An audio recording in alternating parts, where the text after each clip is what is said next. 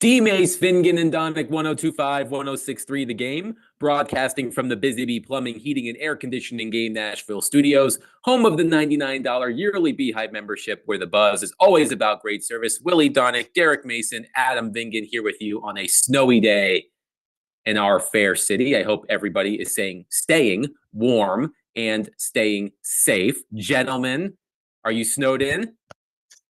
Snowed in, not really, but hey, if it's snowing outside, I might as well stay in. That's how I feel about it too. It's coming down pretty well here, Yeah. and I guess it's going to continue for a while. Last I checked, but it doesn't. It's interesting. It's not the freezing, windy kind. It's like it's pretty No. pleasant to be outside. It's good snowball day. Well, if you could look out behind me, I think you can see the snow coming down, but you see snow sure. nonetheless. Yes. So there you go. As soon as the show is over, I will go outside and pelt my 3-year-old son with snowballs, I'm sure. Oh man, I know Arlo can't wait to get out there. Goodness. We bought him a sled yesterday afternoon after I picked him up from school. I bought him a sled. He wanted a red sled, so I bought him a plastic red sled at a hardware store. And once I'm done here, we're going to go outside because our street, we're on a dead end, but there's a a relatively light slope going down toward our house. So I think it's the perfect sledding opportunity for him. So I can't wait to do that. And I hope everybody is staying safe and warm. If you're out driving, take it slow. Don't be in a rush. And most importantly, get the snow off the roof of your car. That is incredibly dangerous. So it's not something we think about, but if you're about to drive and you've got a bunch of snow on the roof of your car, just clear it off before you head out on the road. We have a lot to get into today. The Tennessee Titans, of course. A report has emerged about a leading candidate for the general manager position. We'll talk about that. We actually have NFL playoff football this weekend. We've sort of forgotten about that with everything that's happened with the Tennessee Titans. So we'll talk about NFL Wild Card Weekend. Let's start with the Orange Bowl last night. The Notre Dame Fighting Irish, a 27-24 winner against the Penn State Nittany Lions in the Orange Bowl. The Irish are off to the national championship game. They will attempt to win their first national title since 1988. Another classic game, low scoring through 3 quarters, then the offensive explosion in the 4th quarter. Another great game, another reason why I am a big fan of this 12-team format. I know it's going to need some tweaks, Willie and Derek, but between this game, the game between Texas and Arizona State about a week ago, I was at the edge of my seat. The best part, by the way, of watching these games is that I have no rooting interest in either of these teams. I can't imagine what it was like for you Irish and Nittany Lions fans last night who are listening, who are watching this game, because it was compelling television in the 4th quarter. Yeah, it was. I mean, I think that's the type of games you want to see. Obviously, in the first half, it started off a little bit slow. Notre Dame was able to kick a field goal going into halftime to make it 10-3. But then it started to get a little stagnant. But then all of a sudden, in true form, games like this, they tend to pick up as closer as you get to the actual championship game. I like the story of Notre Dame. Not being a part of, a conference and losing in the fashion that they did to Northern Illinois after being a 22-point favorite, 23-point favorite, and them just buckling down and basically going through their schedule and winning the games they needed to win. But Riley Leonard's going to have to play a lot better. He's just going to have to play better. I think he exited the game for a bit, but he's going to have to, he's going to have to play better in order for, Notre Dame to have a shot at winning the national championship game. Because if they're going up against Ohio State, and I think Ohio State has the best roster next to Texas, they have the best roster to me, I felt, in the country. If Riley can't pick up his play against one of the next 2 teams that he's going to play, Notre Dame's going to have a difficult shot or a difficult chance at winning the game come when is the game? Next week? Yeah, next The week. 20th, I Yeah, believe. the 20th. Yeah, so he's gonna have to play a lot better. But I love the story here at Notre Dame. Coach is doing an excellent job with that team. Is this, Willie? Would it be the first time in college football sort of championships that a African American coach would be heading up one of the major universities? Yes, that is correct. They actually asked him that on the podium while they were awarding him the trophy. I guess you get a trophy for winning all these bowl games, even though they're it's sort of like the playoff AFC, games. NFC championship games in a sense. Yeah. And it's such a strange trophy because it's full of oranges. Yeah. In fact, while they were answering the questions, some of the players started grabbing the oranges and playing catch or juggling them around, like flipping them at each other. It was the Capital One guy was there on the podium for some reason. I was like, that's the Capital One guy. I mean, I know it was the Capital One Orange Bowl, but the Capital One guy was there, and I was just like, all right, branding, baby. It's all about branding. Got to do it. But I thought Coach Freeman had a really good answer. He talked about just having opportunities, and making the most of opportunities. I thought he gave a really good answer, but I think his stock is rising. You can tell that he's got a really good ingredient of how his players play for him. And one thing we're seeing too, it was a great game. I thought the backup quarterback deserves a lot of credit for getting them on the board and getting them jump started when they were in trouble. They were having trouble. They were having some injury issues and they couldn't move the ball. And then they lost Leonard, who wasn't really playing all that great at the time anyway. And that kid came in there, completed, I think, 6 out of 7 and got them the field goal going into the half. So it's you can see how depth in a playoff run is important. But, the winner of this tournament is going to have won 4 games to win the whole thing. And over 4 games, you're going to lose guys. I think Notre Dame lost 2 offensive linemen during the game last night, and I think they lost a key defensive lineman, if I recall correctly, in the first playoff game that they won against Indiana. So depth is probably as important as anything. You see Georgia losing their quarterback. All these things are different, having to win 4 games as opposed to 2. Drew Aller had an ill-advised pass attempt late in the fourth quarter that put Notre Dame in position to win the game. And Abdul Carter, Penn State's star defensive end, is entering the NFL draft. He announced it today, or at least it was reported today. He's the Big Ten Defensive Player of the Year. He played well despite playing with one arm, basically, because he was recovering from an injury that he suffered in the previous game against Boise State. But Abdul Carter, Willie, a player who the Titans could realistically draft if they were to trade out of the number 1 pick, maybe move down a couple of spots, pick up a haul of draft picks, and put themselves in position to draft what looks like an excellent defensive end in Abdul Carter. Yeah, and he's one of those guys that I think if I've got this right, he could have come back, so he's fairly young, but he looks like the type of guy that the Titans could really use. These are the storylines of all the options that a team with the first pick is going to have, and of course they've got to figure out, their GM and who's going to make some of these decisions on what exactly to do. But I was really impressed with Carter, because how often, D-Mace, do you see guys, he could have shut it down and said, look, I'm injured. He was literally running around there with his injured shoulder. His arm was basically at his side. He couldn't really move it very well, and he's still running around and making big plays. He's making one-arm tackle. He looked pretty special to me, and edge rusher, as we know, and he's a guy that's a versatile edge rusher. He's a linebacker that they moved more or less to a defensive end type, but they move him around. He's a weapon. I think he's a guy that potentially could be the type of game changer that could enhance what you have in Sweat, Simmons, and then Landry.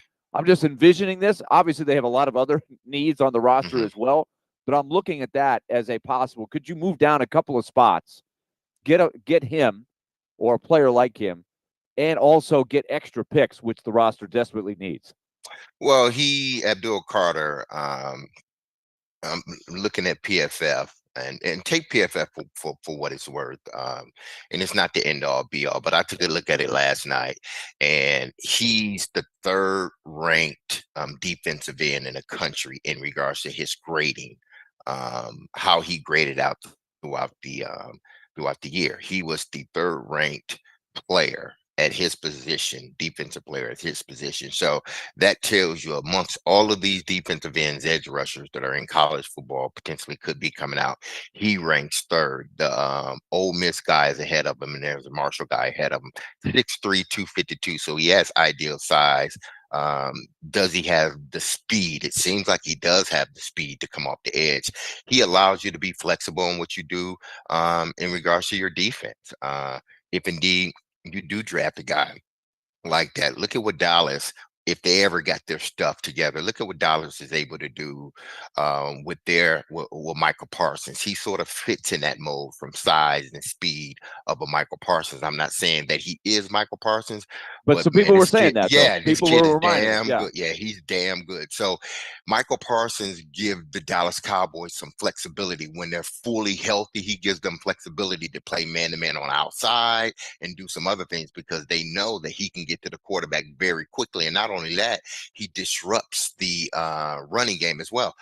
Abdul Carter fits in the same mold. So listen, if the Titans want to trade out of that first pick and they don't see one of these quarterbacks as being a guy, because I think ultimately Travis Hunter goes number one.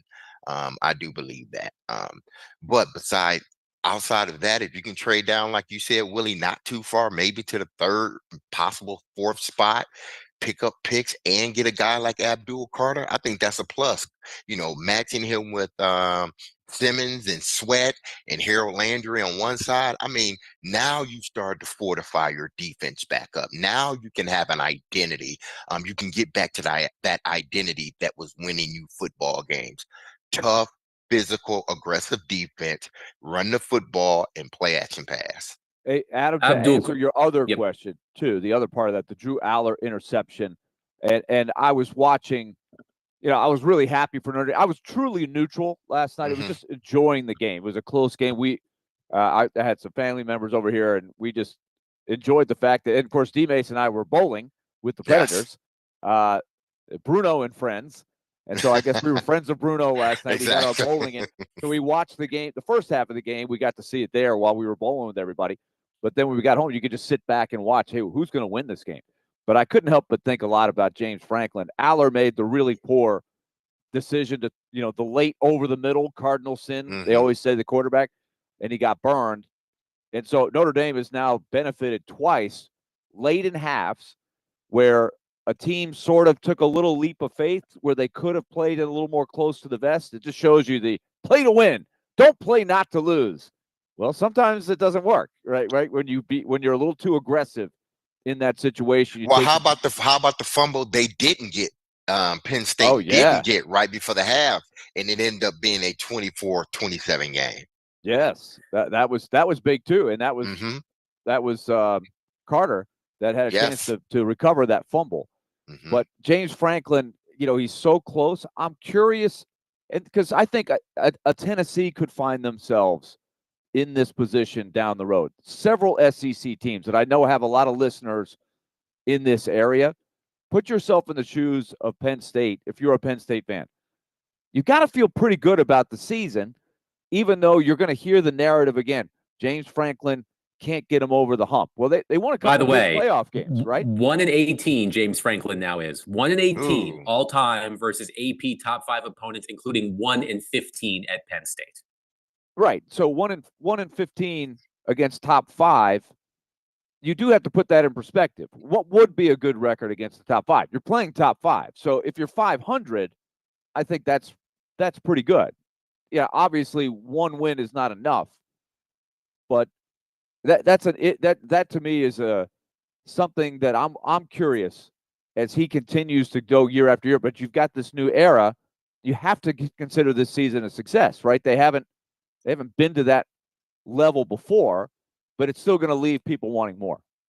By the way, Abdul Carter is the #2 player on Mel Kiper's latest big board, right behind Travis Hunter. And Mel Kiper writes that Carter created pressure on 18.1% of his pass rush snaps, and he had 22.5 tackles for loss, which ranked at #1 in the nation. So if the Titans were to decide to trade down to 3 or 4 and get a bevy of draft picks in return and draft someone like Abdul Carter, that could be a winning formula. Of course, we still need to figure out who's doing the drafting for the Tennessee Titans, which we will talk about in just a couple of minutes. But the other game in the college football playoff tonight, Ohio State in Texas at the Cotton Bowl.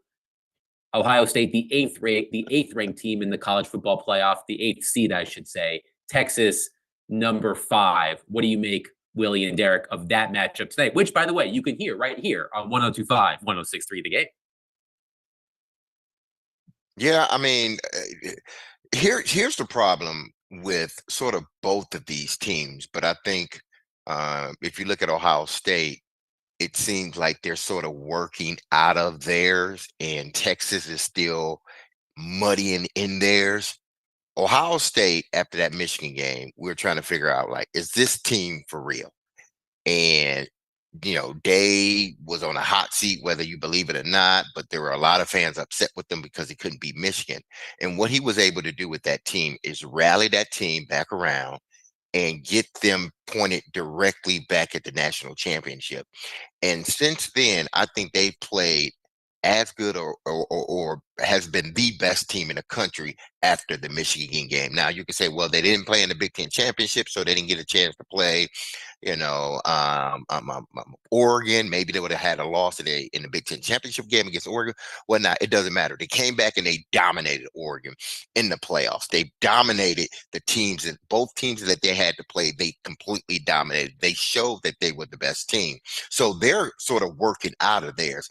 Texas, for some reason, and they've done this all season, where they would be playing really good football, and then all of a sudden, everything just gets stagnant. And then they got to hope and pray almost for a miracle play, i.e., what was it? Unnecessary roughness on the receiver or targeting. So they get a targeting call in their favor, and that ultimately, some say, might have decided the game, because if Arizona State gets that penalty, they get close enough to potentially kick a game-winning field goal. So Texas still hasn't shown me that they can consistently play good football. You're going to have to play 4 quarters of football in order to be Ohio State, and I don't think Texas can do it. I like the way Ohio State's playing. I think we all would agree that they've played the sharpest of anybody during the playoffs. They've looked the most impressive. Here are a couple things that I'm looking for. Remember, Ohio State had to travel all the way out to Pasadena to play in the Rose Bowl.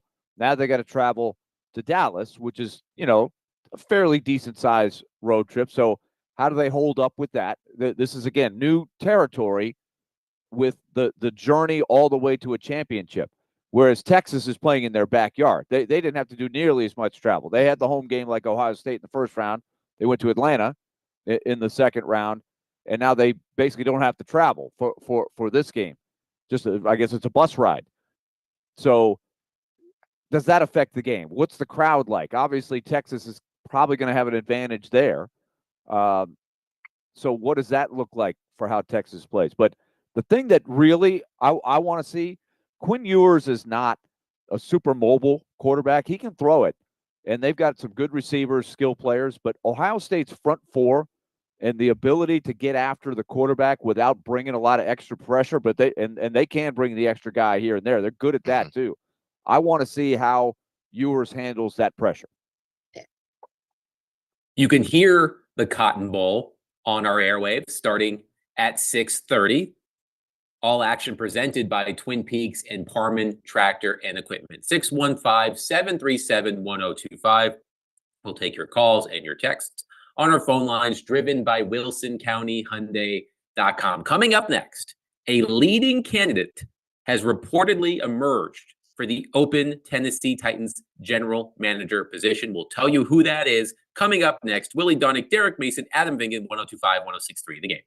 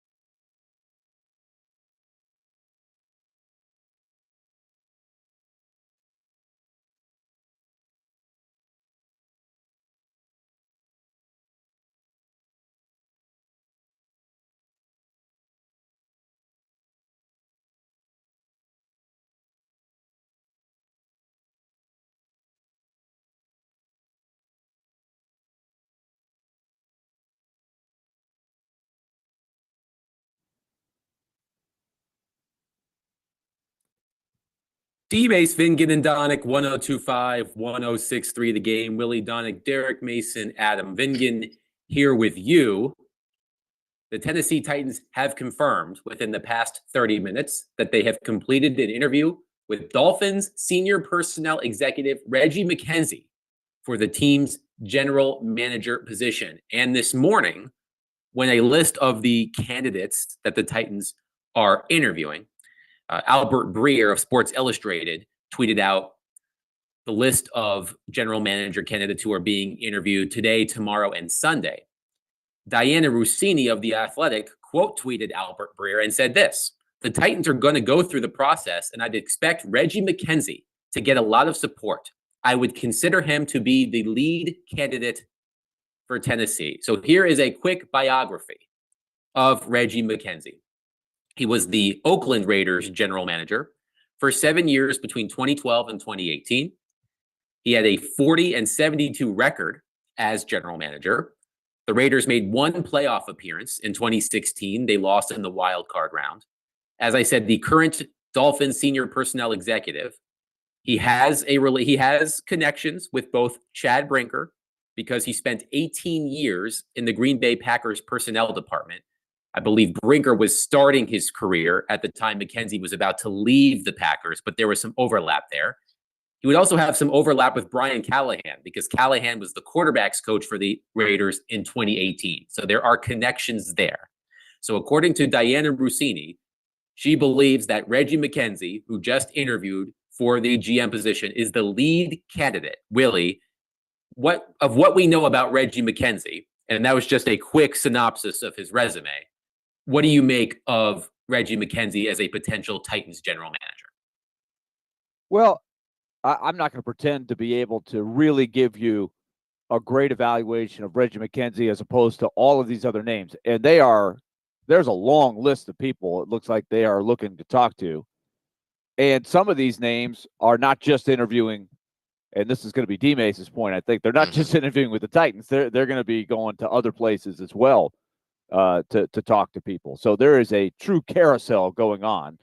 There are 3 GM openings now, just to clarify, because the Raiders have one now, coincidentally, the Jets and the Titans. Right. And it's 3 organizations that are all broken right now, right? I mean, that's really the reality. And that oftentimes that is the case, especially when a team is looking for a GM, something is broken. And so in this case, with all 3 of these franchises, a lot is broken. But I can only look at it from afar and say McKenzie looks like he would be a fit if Brinker likes what he has seen from him in his experience. Maybe Callahan weighs in somewhere. That is, I think, what we're all curious about is who's making the selection. Is it Brinker leading the charge? How much input is he taking from a coach, Callahan? How much in lockstep are they? And what are the wild cards, right? Amy Adams, she's going to be in there somewhere. Burke Nihill, what's his say? What's his perspective? And speaking of Nihill, one thing that did pop into my mind when it came to McKenzie is this you could have predicted for sure when Rand Carthon was let go, plus Gerard Mayo and Antonio Pierce.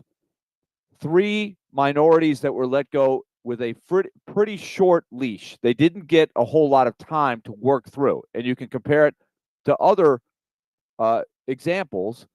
And there clearly does look like that is a worthy thing to bring up, I think, in the big picture.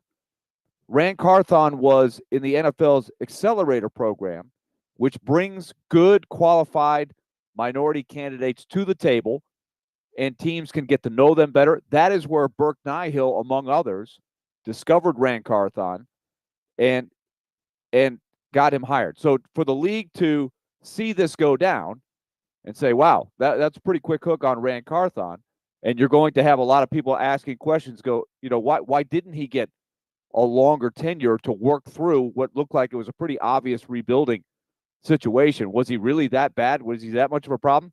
I do wonder if McKenzie, because he's a minority and he has great credentials, as you said, I shouldn't say great credentials.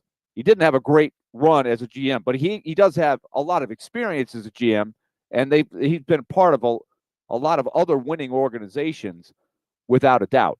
Does that give him a little bit of an inside track? Do they give him a little extra look because of all of the factors at play? I'm asking the question. I don't know the answer. Well, if you look at obviously what stuck out to me first, he has Green Bay ties, so you can't just ignore that. Obviously, he didn't start off with Green Bay, but he does have Green Bay ties in there through his years or going through being a scout and whatnot. But what I did notice also is that he was a part of a rebuild, because that's essentially, Willie, you said this you've said this for months. This should have just been classified as a rebuild because we all knew what it was. At least you knew, but I didn't want to believe that. But it was a rebuild. So, but he's been a part of a rebuild where he had to come in 2012 to the then Oakland Raiders, and he had to release players that had high contracts, older players, and it was a complete rehaul of that roster. Now, it took him some time. I think he took the job in 2012. They were a playoff team in 2016, if I believe. But he drafted Carr, he drafted Khalil Mack, he drafted Amari Cooper. So he has some hits on his resume in regards to his draft process. But also he did fail mightily. You pointed out the record, 40 and whatever it was, 40 and 72. 40 and 72. Yeah, 40 and 72. So one playoff appearance. But he had from 2012 to 2000, I think 18 or 19. 2018.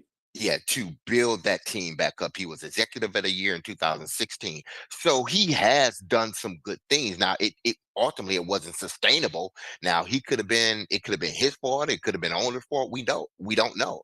But he was a part of a drafting so a coalition that drafted Khalil Mack, that drafted Amari Cooper, and that drafted Derek Carr. So you know that he is good in regards to identifying talent. So, you bring him in, and if he does end up being the guy, at least you have some experience. At least he has some hits on his record. Not many, but he does have some hits, and he's a part of a rebuild.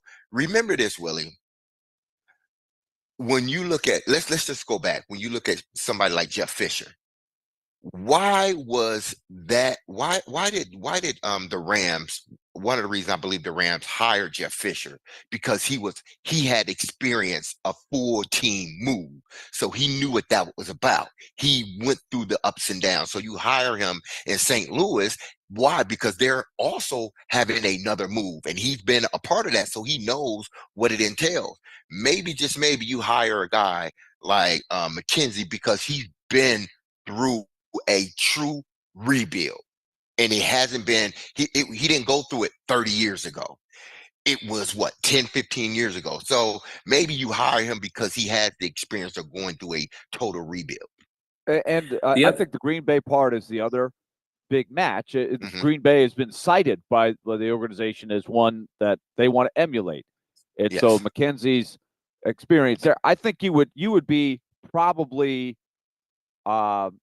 showcasing that more than his 7 years as a GM, because it doesn't look that impressive when you get down to it. As you mentioned, there were some good moments there. There's some good things, and that was a tough place to win, because that's sort of the end of the franchise in Oakland, right? You had a lot of tumultuous stuff with the stadium, and are they moving?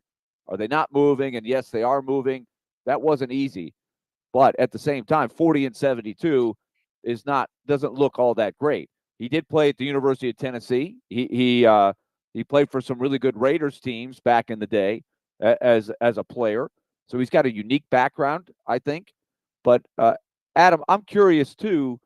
You were giving us a little info too, what stuff you saw about the league and the issue of the Rooney Rule and Brinker's ascension over Ran Carthon. Is this a true final say GM position? And they had apparently there was some discussions there with the league. So Jonathan Jones, who is the lead NFL insider for CBS, had a couple of reports yesterday. The first was buried in a tweet about how the Titans have requested permission to interview Bears assistant GM Ian Cunningham for the vacant GM position. But then Jonathan Jones went on to say, quote, the NFL is reviewing the Titans GM job description, which could determine which secondary football executives will be allowed to interview for the role. A few hours later, Jones tweeted, sources, the NFL has reviewed the description of Titans GM position, and the two sides have agreed that the vacant position will be the primary football executive post. Non-GMs cannot be blocked by their current teams from accepting interview requests. Oh, that's big, because to me, I look at it as, if you're saying anybody, because it doesn't necessarily, if I just want a strictly GM, like to do the GM roles, then I'm going to hire someone that has been a GM, more than likely that has, because he talks about the experience that you're going to need for this position. So I'm going to hire somebody that not only has experience in scouting, but also has experience of being an assistant GM and possibly even a GM. Now it seems like you don't have to be, a former GM or an assistant GM. You can be anybody within the building. If you want to, if the Titans choose to interview you, then they can interview you. It just doesn't stop at non-GM sort of caliber individuals. So, well, I saw Adam, it. I saw it. Oh, sorry. Go ahead, Willie. What do you think the implications of when you read that, Adam? What did you think of the implications of what they were saying? Because we were all asking the question when Chad Brinker was sort of given what's the title again, Adam? The Supreme Ruler of Football. Supreme Ruler of Football. He's the man, which implies that he's got the final say. But in doing so, they sort of at worst or at best sort of found a loophole in the rule about the Rooney Rule, right? He's been ascended up to the final decision maker, and that is what they have said, right? And now they're sort of fudging. Well, and you had the whole Burke Nihill legalese word salad, as you said, about here's what the real thing is. We're doing this. We didn't do that, and all these other things. It's a different position. It's not a GM, and it didn't make a whole lot of sense. But you can see why they're trying to navigate this. So how does the league? The league has now obviously looked into this some. They're not hitting them on the Rooney Rule, it doesn't look like, but they're also trying to clarify what this is. Plus the Carthon and the program that brought Carthon to the table, the accelerator program. I wonder what politic factors are at play here with this. How will this influence the search? I'm just asking the question. I don't know the answer, but what is your interpretation of what transpired between the league and the Titans? It's a good question. And I read something last night that I thought shed some light on this. And I will share that with both of you and our wonderful listeners right after this. Willie Donick, Derek Mason, Adam Vingett, 102.5, 106.3, The Game.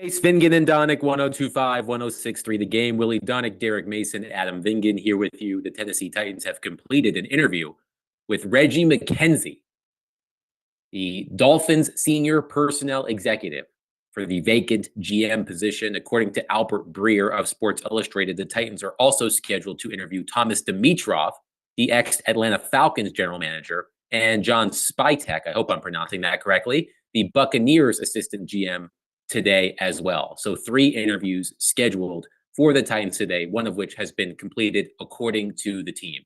So, Willie, we were talking about this report I saw from Jonathan Jones of CBS.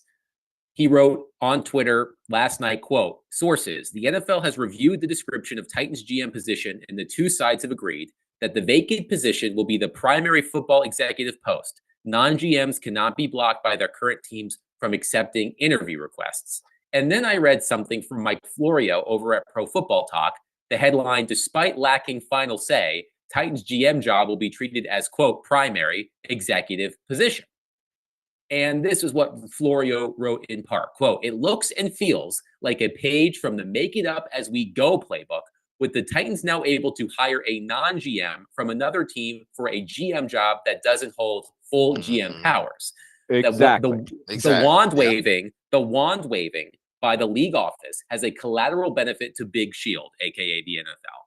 It helps obscure a potential Rooney Rule violation that occurred when Brinker, 1, was promoted from assistant GM to president of football operations without a search in 2024, and 2, was handed final say over all football matters this week, also without a search. That was Mike Florio. And remember, D-Mace, Chad Brinker, in a lot of people's mind, was basically elevated last year alongside of Ran Carthon, and it's still in the whole umbrella of waving the magic wand. Was Brinker equal, maybe even ahead? Like, there were some people like, look at this hierarchy. It actually looks like Brinker is ranked ahead of Rand. They were both sort of promoted. Rand was always the GM.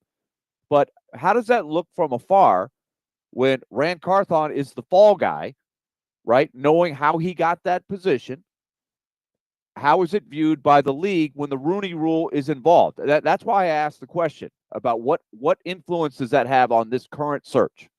Well, it was interesting. Again, I go back to Charles Robinson on Robbie and Rex yesterday morning. And again, if you haven't heard that interview, please go to it. It's a really good interview with Charles Robinson yesterday on a Robbie and Rex show. But he said in one of his, as he was talking, he said, I'm going to talk to Ran Carthon. He was explaining to another exec, I'm going to talk to Ran Carthon, once I leave here. And he said the first thing that the guy said was, "Why are you not talking to Brinker?" And even Charles was like, it didn't compute at the time. But looking back, maybe, just maybe, he was telling me something, which goes back to, the more we start to unpeel this thing, the more it seems dirty, the more it seems slimy, the more it seemed like backstabbing.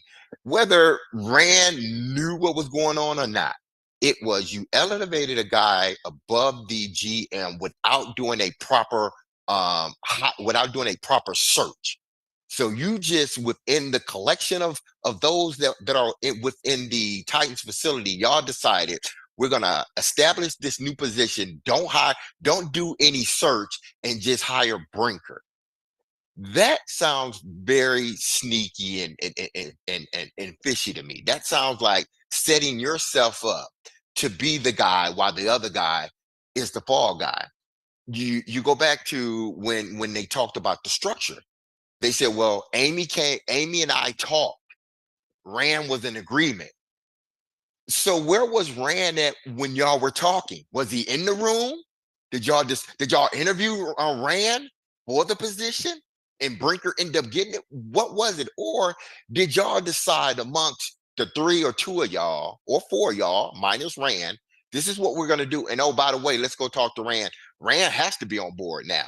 So you circumvented the whole process. That's why all of a sudden now the NFL has to come in and see if you violated the Rooney Rule, because there was no opening for a position that you created and just slid somebody in there. So maybe they've skirted around it now. Once again, the Tennessee Titans, by now that the NFL has looked at the job description.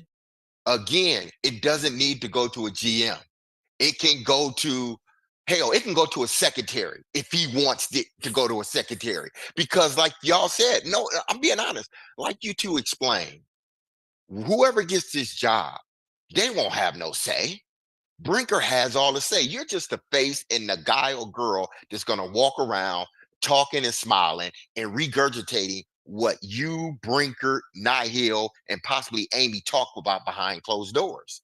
And that's not to say it's not an influential position, but it is definitely. Yeah, I'm not saying that. You need to know what you're walking into. Exactly. And that's why I asked this, Adam. And look, I want to say up front that I'm not saying that this is how you should go about things, for sure. But we know that this is the reality.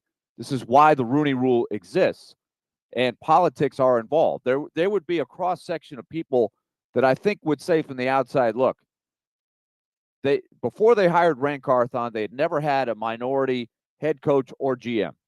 They hired Ran Carthon. They axed him after 2 years, and it doesn't look great, right? There's kind of like, how did this go down? Did they give him enough time? There's people asking questions, I think legitimate questions. You should never hire somebody just because he or she is a minority, right? You want to hire the person because he's the right person or she's the right person for the job. But I think from a political standpoint, if it happened to be that Reggie McKenzie was equal or maybe slightly better than all these other candidates, I think the league and everybody would kind of say, okay, I'll let you get away with this magic wand or whatever that theory or that term that Florio used, because I think it's an interesting one. They're dancing around some of the things. They're in a little bit of hot water.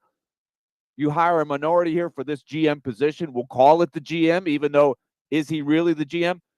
At least that is going to back people off of saying, hey, what's going on over in Tennessee there? But I'm throwing that out there. I want to make this, at least on my end, I want to make this perfectly clear in regards to me and what I think about Rand, because I don't want this to become now, oh, he was hired because it was a minority. He wasn't qualified. If you look at his credentials, he was qualified. Of course. If you look at John Robinson's credentials, if you look at anybody else's credentials, he basically lines up with what they were looking for at that particular time. So I don't want this, at least I'm not going to push this narrative. Oh, he was just I hope that he wasn't just a minority hire. I hope they looked at his credentials, which were damn good credentials, and said, you know what? He's the right person for the job. I hope that's how they looked at it. Right. That is absolutely how you should look at it. I'm just saying that this is a league initiative. Exactly. Right? Yes. The accelerator program is there for a reason. It's to create opportunities. And it should be. And bring qualified candidates who are minorities to the table. And the Titans had never gone that route before, which I think as years go by, if you've never had a minority head coach or GM, you're kind of on a list and say, okay, what's going on? People are going to ask questions. This is just the reality of where we live today. And we can debate on how effective it's been, whether that's right or wrong. And the bottom line is you got to hire somebody who can win and will win, or else you haven't made a very good hire. But I think we have to be aware of these issues that are out there. And I think these issues are part of the equation here as we go forward with this position because of all that's gone down. My question for Derek, and Willie touched on this a little bit earlier. I was reading an interesting story on the website Andscape by Jason Reed. Andscape is an ESPN affiliated site that touches a lot on Black culture. And Jason Reed had a story about Ran Carthon, Jerod Mayo, and Antonio Pierce. You had Ran Carthon fired after 2 seasons, Jerod Mayo after 1 season, Antonio Pierce after 1 full season. And there was something in here that I thought was interesting, and I want Derek's opinion on it. Jason Reed wrote, quote, "Big picture, the NFL is a copycat league. If something works well for one team, others often follow suit. If Carthon, by far the most successful member of the accelerator program, had thrived in Tennessee, his success would have been viewed favorably by other team officials considering hiring candidates from the program some league leaders acknowledge. But in the runway he was given, Carthon failed to take off." I'm wondering, Derek, if you think there will be sort of this cascading effect that because the Titans hired someone from the accelerator program, and it didn't work, if that might give other teams pause for doing the same thing. I hope not. I really do. That's like saying, okay, Doug Williams was the first African-American quarterback to win the Super Bowl. He won it with the then Washington Redskins.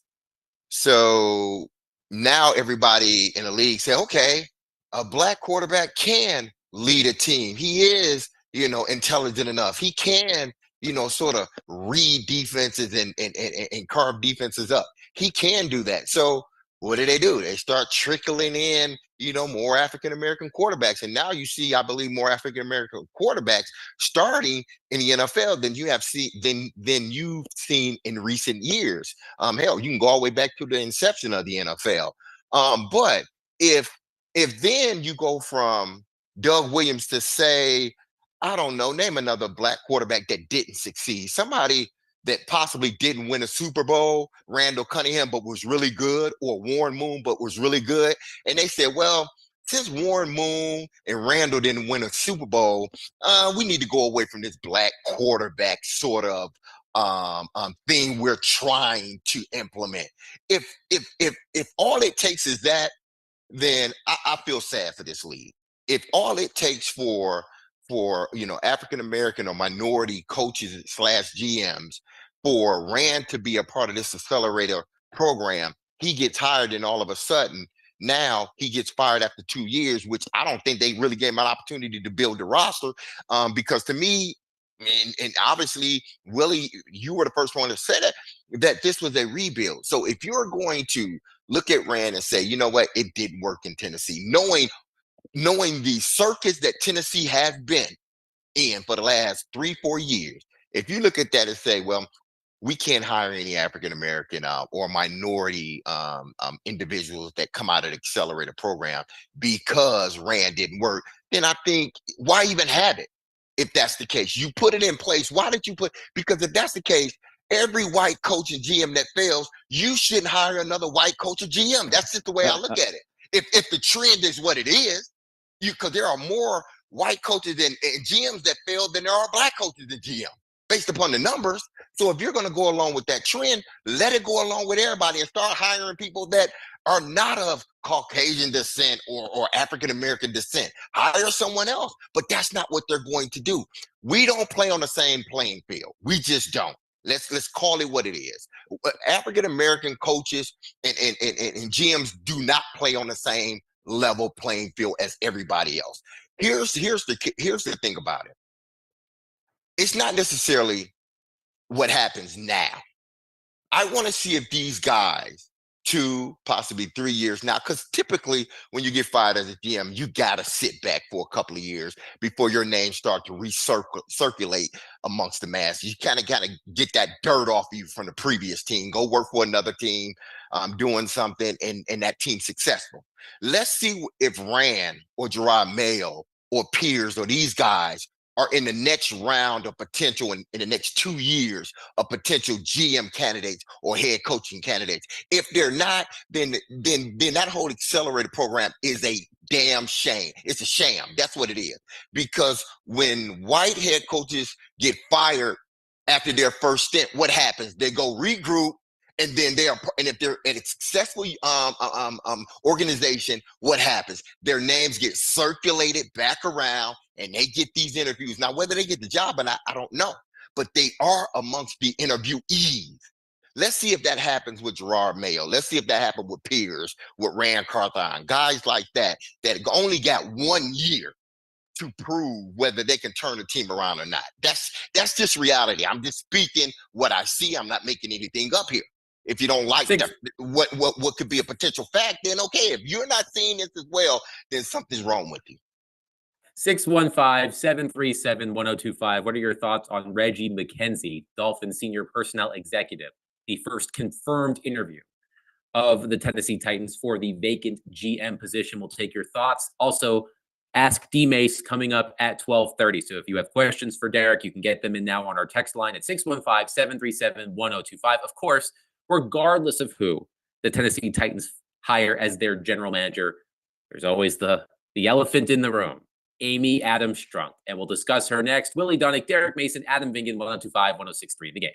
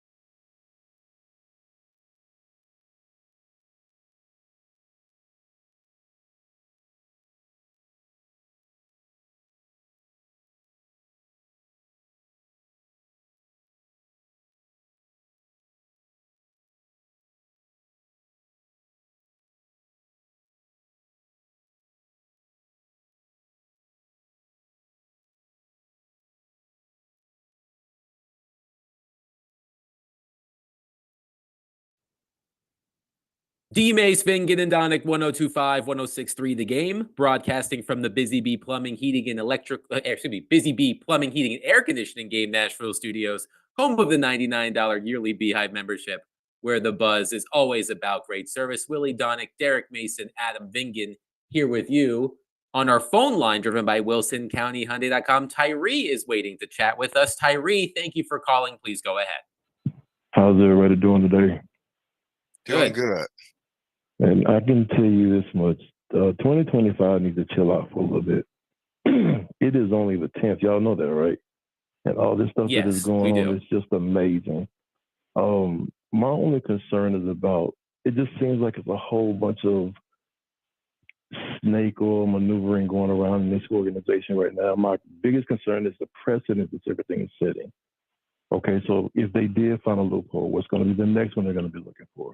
Are they going to be looking for something else? Are they looking for something else? And then it's just going to be even more total chaos. So I don't know. It's just, I can't figure out what, I can't figure out what they're trying to do. And I'm still trying to figure out how the organization managed to piss off both factions, both split up factions of this fan base. So if you guys can get answers for that, I'll sit back and listen. I'm enjoying the show. So, and D-Mace, you keep telling that truth. You keep hitting with that hard stuff, man. Thanks for the call, Tyree. And he did make a great point when the Titans made the announcement that they were firing Rand Carthon. I think a lot of Titans fans wanted all or nothing. They either wanted a cleaning of a straight cleaning of the house, or bringing people back, giving Rand Carthon another opportunity. But to Tyree's point, by sort of doing this half measure of firing Rand Carthon, promoting Chad Brinker even further, or giving him more power, and keeping Brian Callahan, I think Tyree's exactly right. I think the Titans succeeded at ticking off both sides of the fan base in this situation.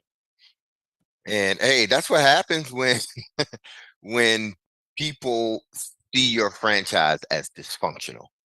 If you manage to upset both sides of your fan base, the side that wanted Rand fired and the side that wanted everybody, you didn't made everybody upset, because again, I think a bulk of the fan base was like, okay, if you're going to fire Rand, I may not like it, but fire everybody. And then you had another faction saying, just get rid of everybody.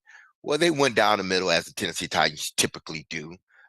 They do it in stages, which I'm not sure if you're firing in stages in the NFL, how long that will continue to work. Typically, as we know, it's, if you hire, all y'all gone. And typically it's not 1 or 2 years. It's typically after about 3 years, close to 4, if you can't get the job done. Now, there are some exceptions when they fired a head coach after 2 or 3 years, and then the GM stays in place because of, they probably look at it as, well, he's bringing in the talent. He's getting the talent.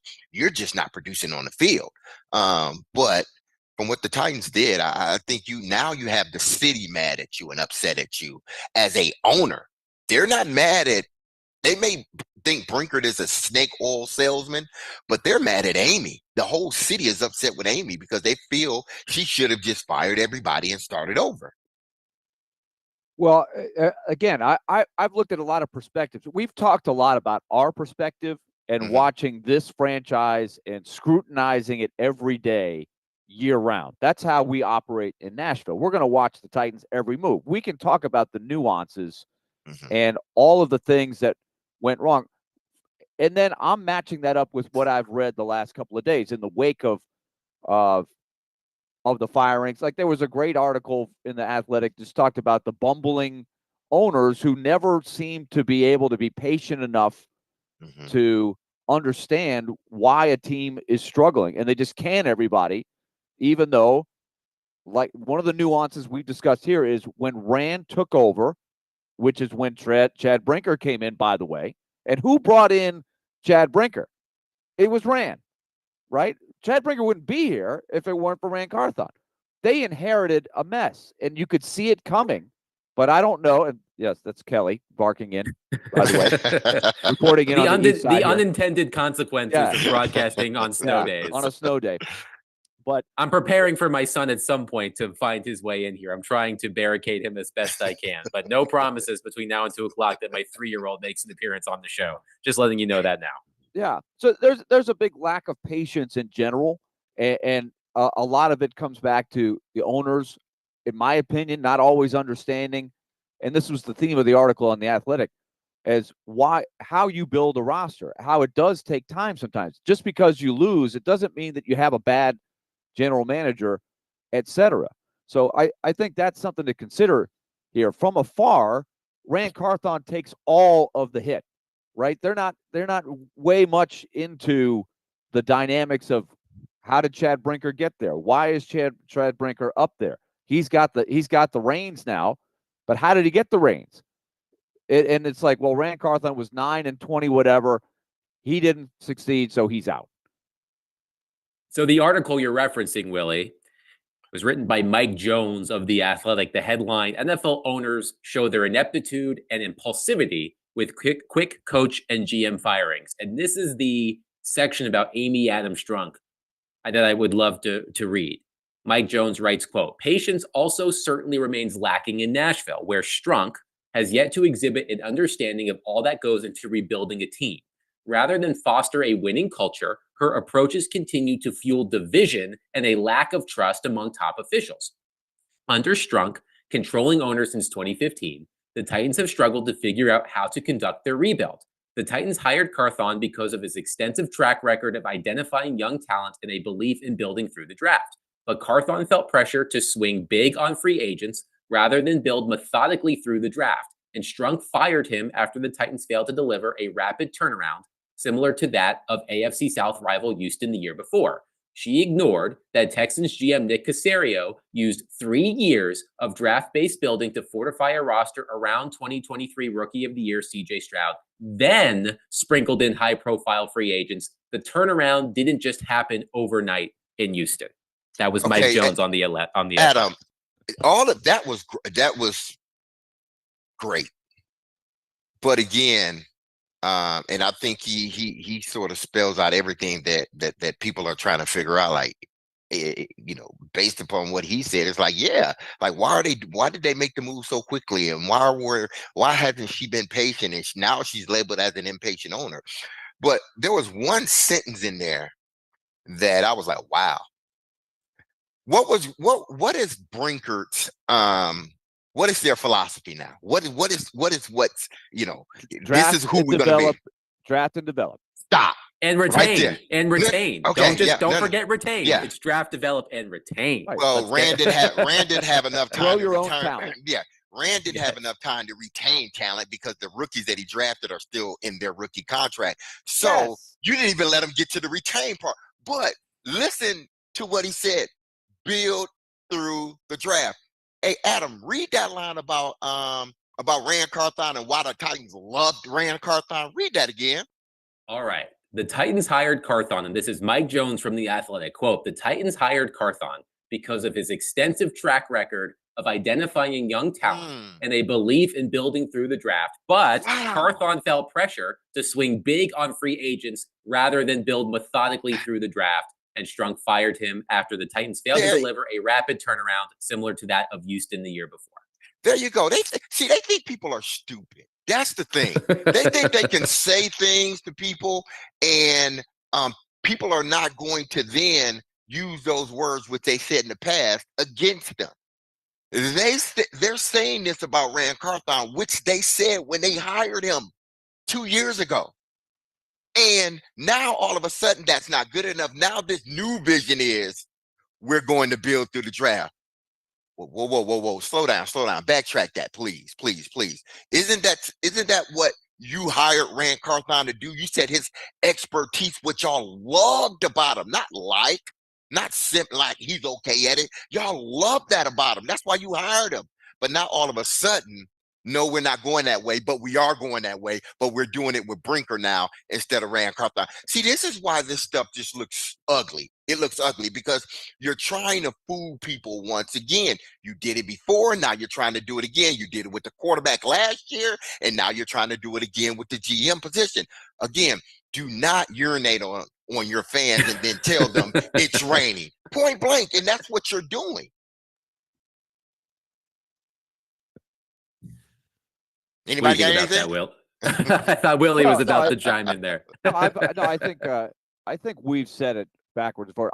I just think it's interesting to compare what the outside league writers are writing about the Titans and really the other dysfunctional current teams that are in a swamp right now with what we have been saying throughout the process, because we're here every day, right? And I'm not in practice every day. I'm also the person that I have to be clear on my perspective. We all have different perspectives, right? I'm doing this as an observer of the franchise from day one.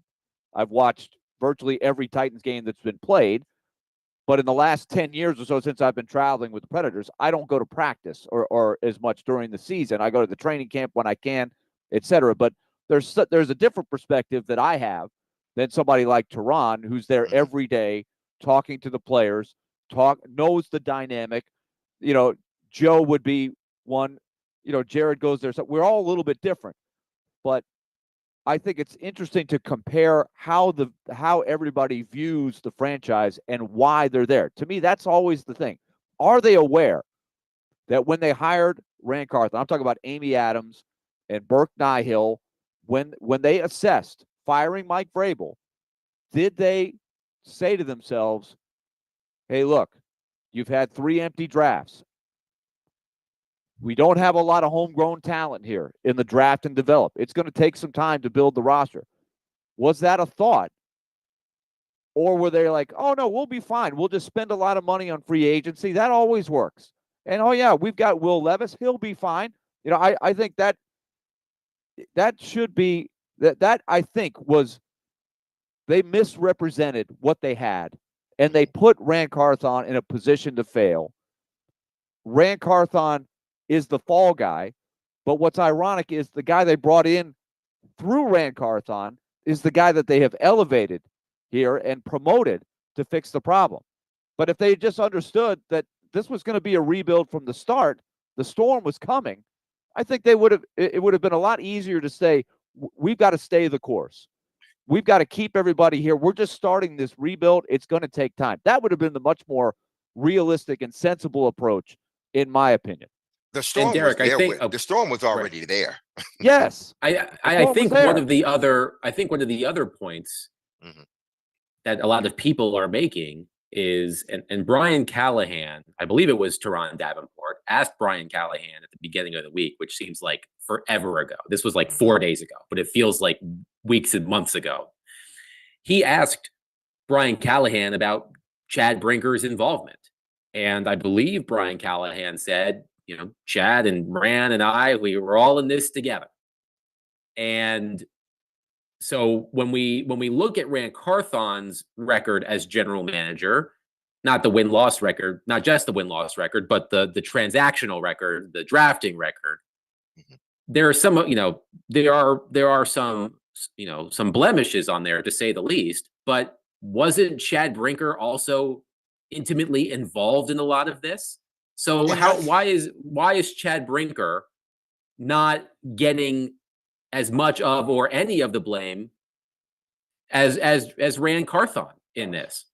And that's what people are trying to figure out. And not just the fans, but I think there are people throughout the NFL circles that they're trying to figure this out too. Like, how did all of the blame land on one guy's lap? Now, listen, I'm sure when you take on that GM position, you got to know that coming in that, hey, listen, there may come a point where they fire me and I end up being the scapegoat for all of this. But I don't think Ran Carthon expected it to happen this way. You know, the guy that I go out and I hire to be my assistant GM, they end up, whether he knew it or not, they end up, you know, promoting him ahead of me.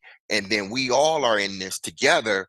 But at the end of the day, you know, I get fired, he's able to stay. I'm not even talking about Brian Callahan. I'm just talking about the brain trust that put together the draft and everything else in order for this team to look the way it looked, whether it be through draft or free agency. Again, Rand had his misses in free agency. We can't say wholeheartedly how many misses. Now we say, hey, listen, I'm not sure if Nicholas Skoronski is the guy at guard. Now you can look at that as depending on where you drafted him as a miss or a bust, but he's ultimately he's a starter on your offensive line. So you didn't even give him an opportunity to see if his draft picks, at least the guys that were drafted in the top 2 or 3 rounds, had an opportunity to see what they ultimately would be after a full contract and potentially re-signing of these guys. You didn't even give him that amount of time. People look at Skoronski and say, no, he wasn't worth the 11th pick. I get that. Maybe he wasn't, but he's a starter on your team. And judging from what your head coach has saying, he's gotten a lot better. Now, whether we believe that or not is something totally different. But it seems like the guys that Rand drafted, not the free agent guys, but there are some of the free agent guys too that excel. Pollard, Ridley, they both excel. But you haven't even given him an opportunity to see if these young guys that he has had an opportunity to draft will be components of your team moving forward, say in the next 3 or 4 years. You didn't even give them that amount of time for those guys to become the players that they're going to be. Here are some other questions I have too, because we focus on the draft because the draft itself is so important. But things like, I wonder how the Carthon and Brinker dynamic worked on decisions like this, big decisions, the Snead trade. Mm-hmm. Did they agree? Were they in lockstep on that? Were they in the collaboration? This is the right move, because there's one example of a big, bold move that did not yield good results at all, at least in the first year. Now, down the road, he could end up being a really good player if he can recover from this very unique surgery on resulting from the helmet to the thigh. And there's the whole, condition of, are his knees a ticking time bomb kind of thing? How much life does he have left? Can he still be the dominant corner that can be a good return on investment? Where was Brinker on that? Was Brinker behind the scenes saying, wait, I wouldn't have done that? That was a Rand thing. It's easy now to say everything that went wrong, well, that was Rand when Rand was the GM. Now we're going to make better decisions. But I wonder where Brinker was on that big decision. Or should we go with Kenneth Murray as the solution? Is he better than Azeez Al-Shaair? Should we put the money there? All the other big money dollars they did spend in free agency. Who was leading those things? Because I think they would have you believe today that, well, those were Rand. Rand was making those decisions, and that didn't really work out very well. But where was Brinker on that? These are just questions I have. We have no way of knowing behind the scenes how that dynamic was working, do we? No, not really. But it seems like this. And I'm sure we've said this before across our station. Somebody had to have said this. It seems like this is what's happened. This is what has occurred in some respect.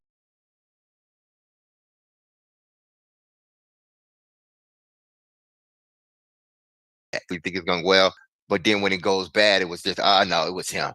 He did it. I wasn't. He the one that really wanted to draft that guy.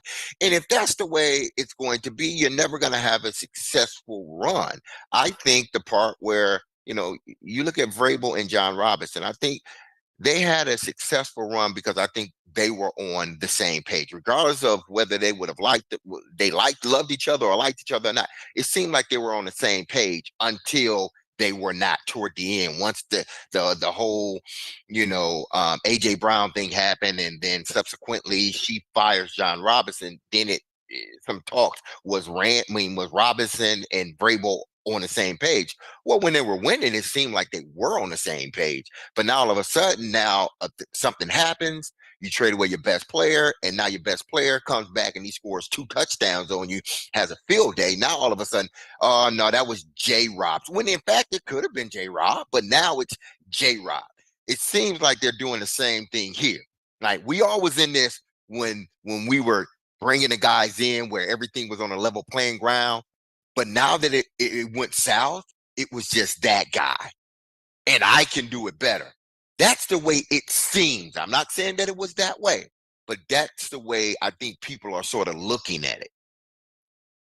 And we all remember, because it was on video in real time. It was being it was broadcast when the moment happened where John Robinson was on the phone and reported the trade, A.J. Brown to the Eagles for the first round pick, and they're announcing it. You saw Mike Vrabel in real time stand up and kind of take a walk like, man, I can't believe we just did that. You could tell the picture was worth 1,000 words, that he was not on board with that. And he had, so the guys that have the collaboration together aren't always in agreement, for sure. Right. But I just think it's important to note all these things. Why are they sitting there at the top of the draft?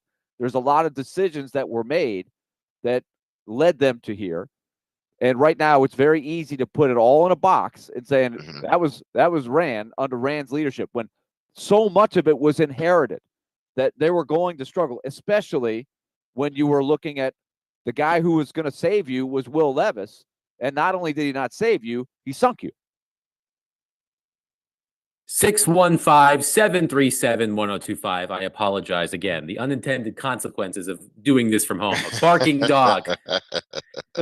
615-737-1025. It is time to ask D-Mace. So if you have questions for Derek, call us, text us, 615-737-1025. It can be about the Titans. It can be about life. It can be about snow. It can be about whatever you want. So if you have questions for Derek, 615-737-1025. We'll do that next. William Donick, Derek Mason, Adam Vingan, 102.5, 106.3. The Game.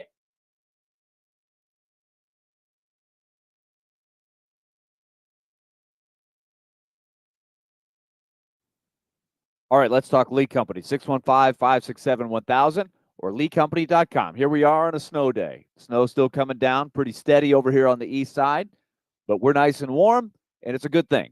And Lee Company is the ones we trust to make sure that our house is running properly with our heating, our air conditioning, our plumbing, and electric year-round. They give us the annual checkups. That's part of the home maintenance plan that they recommend. The preventive maintenance approach. Get it checked before the crisis happened. You don't want to have the heat not working on a day where the snow is falling and the temperatures are freezing. So that's just one example of how they can help you. Also, just a general maintenance issue at home or at work, Lee Company can help you there as well. They're a proud sponsor of our Nashville Predators coverage, which continues tomorrow in Smashville. Alexander Ovechkin comes to town, chasing history, and Wayne Gretzky. 6 o'clock coverage begins here on 102.5 The Game. It's Lee Company, proud sponsor Nashville Predators. Go online at leecompany.com.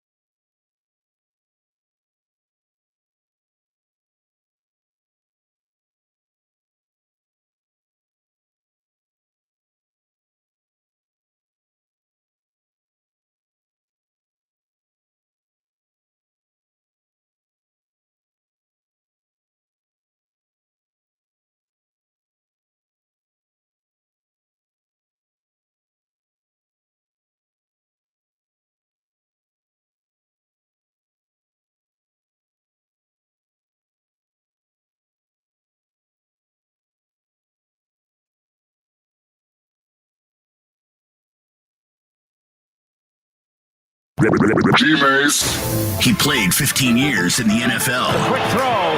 Touchdown, Derek Mason. He had over 12,000 receiving yards. Midfield, and there he goes. 80 yards for the touchdown. And now you can ask him anything. Have a question about football or life? Now's your time to ask D-Mace. We'll welcome you in. Now G-Mace on 102.5 and 106.3 The Game and The Game Nashville app. It's time to ask D-Mace on D-Mace, Vingen and Donick, 102.5, 106.3 The Game. Willie Donick, Derek Mason, and Willie. I said Willie Donick twice. I almost forgot about myself. Willie Donick, Derek Mason, and Adam Vingen here with you. I must have snow on the braid. It is time to ask D-Mace. So if you have questions for Derek, call us, text us at 615-737-1025. I know you're probably at home. You're staying warm. Maybe you're outside in the snow. But take some time and ask a question to our expert, Derek Mason. Let's start with our good friend, Eric, on our phone line, driven by WilsonCountyHyundai.com. Eric, thank you for calling. Please go ahead. Guys, I hope you're safe out there, Derek. Unfortunately, I don't have a dad joke. I had one. I got pre-screened, but they said it was too close. So I'm not going to tell it. I don't want to get myself in trouble and don't want to get the station in trouble, so I'm not going to tell it. But this is actually two questions. First of all, the first was considered the NFL playoffs. One of the things I'm kind of surprised, not that the Ravens are favorite, but they're like 9.5 point favorites, which that shocks me. I mean, they definitely overall have the better talent, but with the injury to Zay Flowers and the way Pittsburgh seems to play against the Ravens, I'm kind of surprised it's a big spread. I think that game's going to be a little bit closer than a lot of people think. I still would take Baltimore, but I just think that's too many points because when you've got two rivals like that, I expect it to be a closer game. I want to get your thoughts on that. And another thing, this has been a concern to me, is about the NFL in general. Of course, they've got 17 games now. They're talking about going to 18 games. A lot of people worry about the play where you've had so much like bad teams and bad quarterback play. And a lot of people feel like, especially now with games, now we're getting to the point where you've got a game almost every day of the week that's kind of diluting the product. And the ratings, of course, were down. And everybody says, well, the NFL's a juggernaut. You don't have to worry about that. But don't you worry with the games now, just about now, on practically every day of the week, the talent level and all that type of stuff is that the NFL might be paying themselves as a corner because they want to get games on like Netflix, Amazon Prime, and all that type of stuff. Is like that it may get to a point where spreading itself too thin. Just want to get your thoughts on that. Guys, as always, it's great to talk to you. Y'all have a great weekend and stay safe in the snow. Thank you, Eric. Thank you, Eric. Let me tackle the first one. The NFL seems to be recession-proof. And it seems like you can't give the fans enough football. They're adding games because the fans are wanting more football. And two, they can get more money from sponsorships. I mean, from these companies that are going to, be a part of the NFL. They want to be. Everybody wants to be a part of the NFL. So if you're going to take their money, eventually you have to give them more games. And again, it seems like, there were days that seemed to be sort of, you couldn't touch, during the year, especially during high school football. It was like, you can't touch Friday ever. First, it was like the NFL, you can't touch Saturday because that's college football. But what has slowly happened, the NFL has touched Saturday. And now they're getting to a point they're touching Friday as well. They already got Monday, they got Thursday, they got Sunday. The NFL wants to own every day of the week. That's what they want to do. And if they do, I think the fan base will continue to love it. I understand where he's coming from in regards to is too much. I get that part, but it doesn't seem like it's too much because even with, the NFL looking to add a potential game, another game, the fans love it. The NFL, deciding to, go on certain days, people watch it now. They may not get the viewers that they hope for, but they're still getting a lot of viewers watching, whether it's on Thursday. It can be a bad game. People are still going to watch Monday, Saturday, Friday. of course, Sunday. So in regards to that, the NFL is just going to continue to play games. They don't care about having a game on a Tuesday or Wednesday. If they can do it, they will do it. If it's getting the money, the NFL will take that day. Now, in regards to Ravens and Pittsburgh, I think the problem with Pittsburgh, why it's such a the spread is so large, because when I first saw it, I'm like, man, a rival game, an interconference, interdivision game, those games are typically tough. I'm seeing the spread right now, by the way, as Baltimore -9.5. Yeah, that is the spread I'm currently seeing. And you would think, I don't think under any other circumstance that I'm going to give you that it would be a 9-point spread, especially in the playoffs, especially with Zay Flowers not playing this upcoming week. If you look at the Pittsburgh Steelers' last 4 games, they've lost every one of them. And you know what? Russell Wilson isn't playing well. That's why the spread is what it is, because Russell Wilson isn't playing well. Their star receiver Pickens just got back, and you don't know if he's fully healthy. And then is he going to stay in the game, the whole game, or is he, if he don't get the football, will he check out? So there was a lot of factors in regards to Pittsburgh that is starting to sort of go the opposite in that way. Now with Baltimore, it seems like they're getting stronger. Again, I told you they got Derrick Henry for a reason, and that one reason was for the playoffs. The regular season, great. But the playoffs is why we got Derrick Henry. And I think people around, betting people, are starting to see, okay, Derrick Henry went off a couple weeks ago. Now they're really starting to ride Derrick Henry. And with the way Lamar Jackson is playing, even with not having Zay Flowers, they still expect the Baltimore Ravens to win, and win in big fashion. We will preview all of NFL Wildcard Weekend in the next hour. As I said earlier, with everything that's been going on with the Titans this week, I almost forgot there were actual real NFL playoff games this weekend. So we will discuss Steelers at Ravens as well as the rest of the wild card games. Chol is on our phone line, driven by WilsonCountyHyundai.com. Chol, thank you for calling. Please go ahead. Hello. Chol, are you there? Yes, I'm here. Go ahead. I have a question. What do you think? Sure, The go ahead. reason I asking you, because you know the guy very well. What do you think for the general manager for the Titans, your old coach, Jeff Fisher? Thanks for the call, thank Chol. you, Chol. Jeff Fisher, Titans general manager. Willie, what do you think about that, first of all? Jeff Fisher for general manager? That's what Chol is suggesting. Yeah. You know, I don't think that is his lead skill set. I think at this point in his career, that's probably not realistic, if you're asking me. Now, this is Ask D-Mace, right? But I have been saying for a while, I think Jeff Fisher would be a great asset as an ambassador to the team, a connector between messaging of the front office, the narrative that the team, the story they want to write, and connecting with the fans. At this stage of Jeff Fisher's career, I think he would be a home run in that, connecting the glory days with the current team. They could use a lot of help in that area, and that is a huge strength of his. But GM, probably not realistic. Yeah, I'm not sure. His name, his name has come across our timeline in the last couple of days since the firing. So I don't know how serious Jeff would be, but I'm with Willie. I think, in another role, he would be great. Not to say that he couldn't come in and do the job, because they're not essentially what the jobs entail. Hell, he's not going to be able to, have any true say that a GM has. So, hey, throw his name in the hat, man, because the way this role is being presented is not the true GM role. So just maybe he could be somebody that steps in and do a good job, because what we're believing potentially, if you take the job, you're not going to have the final say anyway. Let's check our text line, driven by WilsonCountyHyundai.com. Tyler has a long question.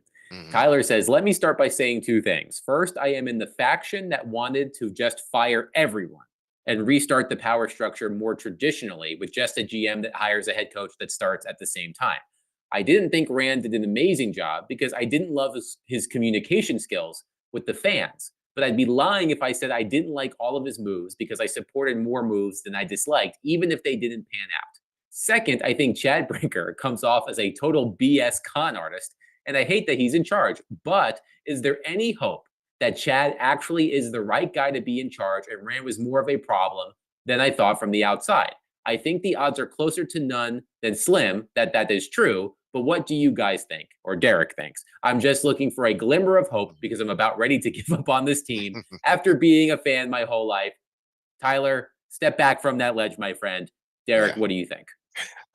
Listen, I hope Brinker, even though I may not like the way all of this happened, and I would tell that to him personally. I don't like the way all of this went down. I would tell that to Amy, but I do hope he does succeed. Why? Because if he succeeds, then the franchise succeeds and the guys on the field succeed. Let's not lose sight of that.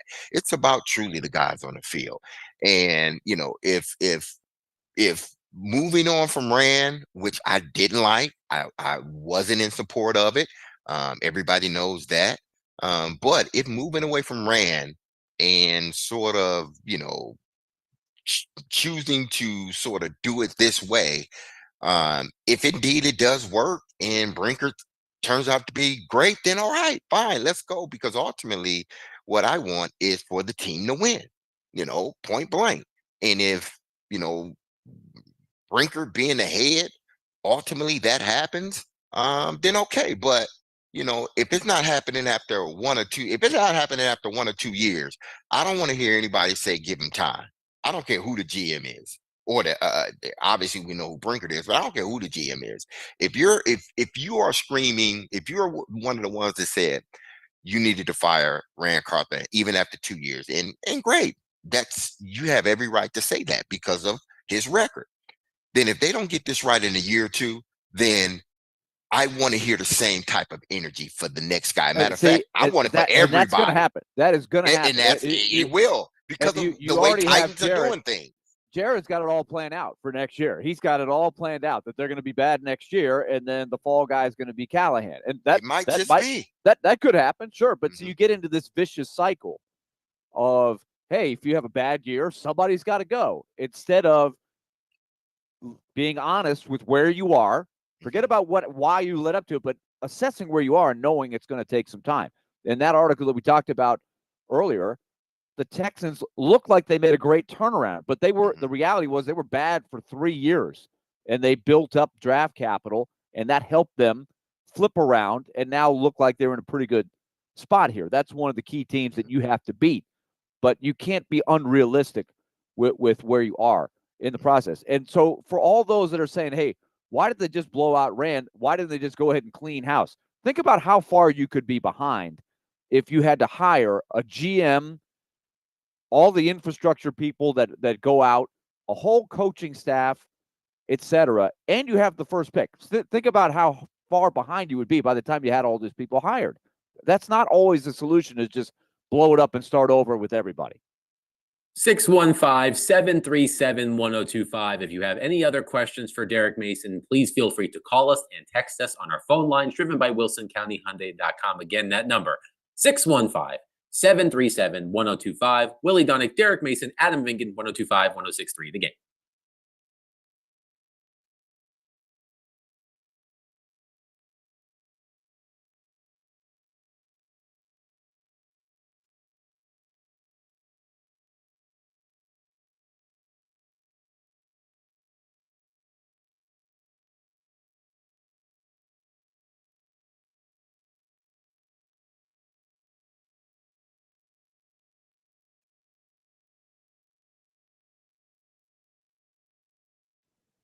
Hey, this is Derek Mason. You heard me tell you about Dr. Lodge at Cool Springs MD for some time now. If you set out to lose weight, chances are it's not the first time setting a goal to shed some extra pounds only to face disappointment or come up short. But at Cool Springs MD, Dr. Lodge and his team understands the frustration of this cycle, and that is why they offer a different approach to weight loss. Their comprehensive weight loss program is led by Dr. Jeffrey Lodge and addresses the root cause of weight gain with tailored nutrition, exercise, blood test supplements, and more. They will customize a program specific to you. So connect with Dr. Lodge at CoolSpringsMD.com today to schedule your appointment for a personalized weight loss plan just for you. That's Cool Springs MD, where your weight loss journey becomes a success story.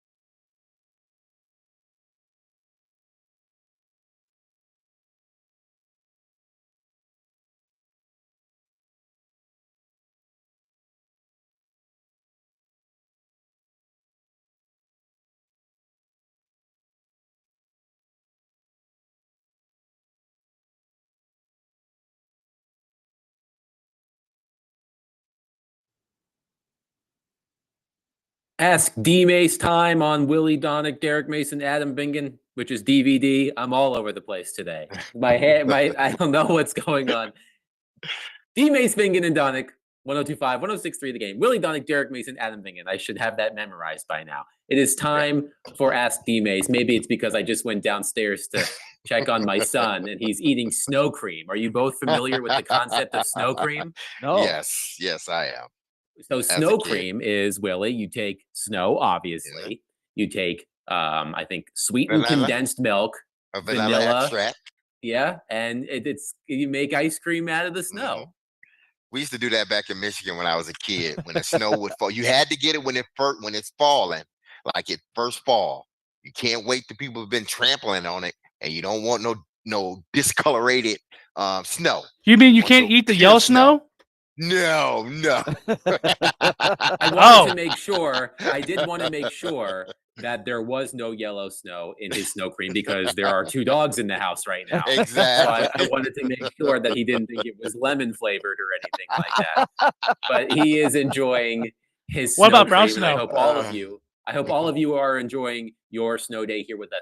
Howie is calling from Houston to ask D Mace a question. Howie, thank you for calling. Please go ahead.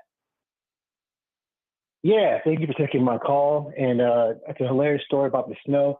As long as you're not, as long as your son isn't eating black ice, snow. That's the dangerous one from the street curb, man. But anyway, before I ask my question, I just want to say thank you for the talk earlier about black quarterbacks and positions and organizations. That the Titans, Oilers, right? They're pioneers in introducing the black quarterback into the NFL. Like they have more than I think historically the average, with Moon and McNair and then Young. And I'll even throw old Marcus up in there, Marcus Mariota, who is not black, of course, but he's Polynesian. Just bringing ethnicity into the quarterback position goes back. And so that's why I love the organization. And hopefully going forward, diversity will be part of that. And with that, I have a question for you, D. Mace. With this draft coming up, I'm a Shedeur Sanders fan, but when I do the numbers and look at what position can really turn around a team, as a former player, it's almost neck and neck between pass rusher, like foundational pass rusher versus quarterback, almost to me. I think of J.J. Watt in Houston here before and after him. I mean, things changed. And so my question to you is, what position do you think is a pivotal position other than quarterback, say if they go with Abdul Carter, to really turn around the Titans right now in this draft? Thanks for that, and look forward to listening. Thanks for the call, Howie. Thanks for the call, Howie. Obviously, if you're looking at the top of the draft, the Titans are missing something that you sorely need in this league to be consistently successful, and that is a damn near franchise quarterback, an elite quarterback. Now you can get away with it with a good quarterback, but if you just have a good quarterback, then you better make sure that your roster around that good quarterback is sufficient enough where he doesn't have to carry them the whole season. So they're missing either a really good quarterback or a franchise quarterback. But outside of that, immediate impact guys, if you look at this draft, and 2 people come to mind, obviously, and that's Justin Hunter from the Buffaloes, Colorado Buffaloes, and then Abdul Carter, because those 2 guys instantly, outside of the quarterback, affects the game.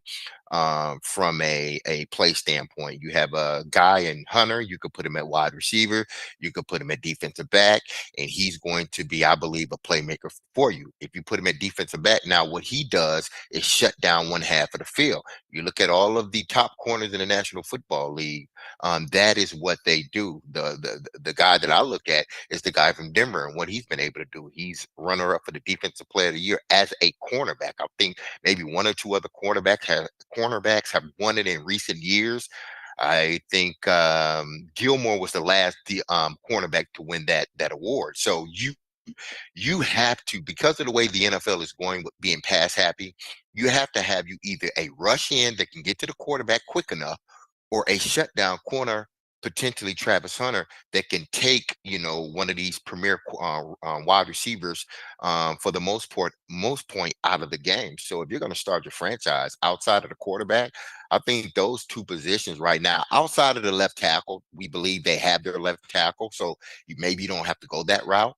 But if you're looking for a impact player, I believe, then Travis Hunter would be one, and then Abdul Carter would be the next. This question, of course, is for Derek, but I'm going to lump Willie into this as well. Derek, do you have a favorite memory from childhood in the snow, whether it be a snow day off from school or just a day in the snow? Spending the day with my kids today playing in more snow than we usually get here has been magical. That's from Joey in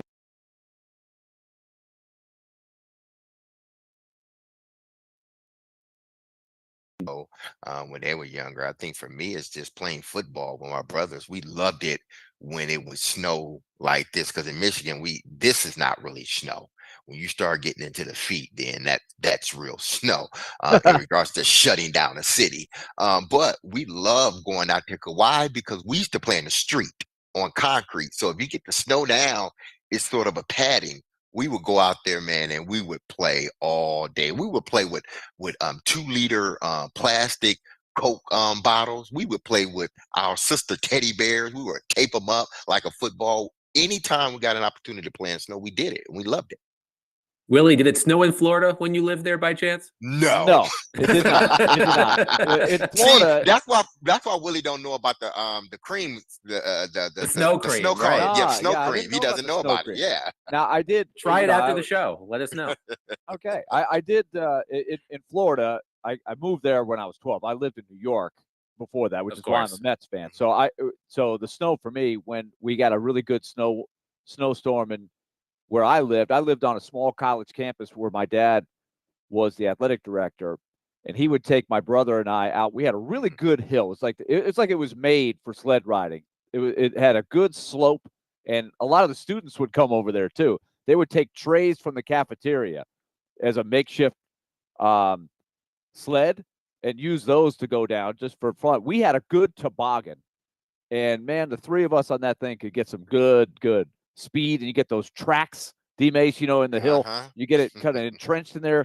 They get a little icy, and the more you ride on them, the faster the tracks are. We could get some good tracks on that hill. So that's what I think of. But in Florida, when it would freeze, everybody who had orange trees would spray it with their sprinkler system so that the tree would freeze, and you would have like an icicle that somehow I don't understand all the science about it, but that apparently could save the oranges from going bad in the frozen temperature. So that was the image of freezing weather in Florida. We never got the snow. I thought you were about to tell us that that's how you made orange flavored icicles. Yes. Oh, that would have been nice. Which sounds delicious. I'm going to be honest with all of you. I don't really love snow.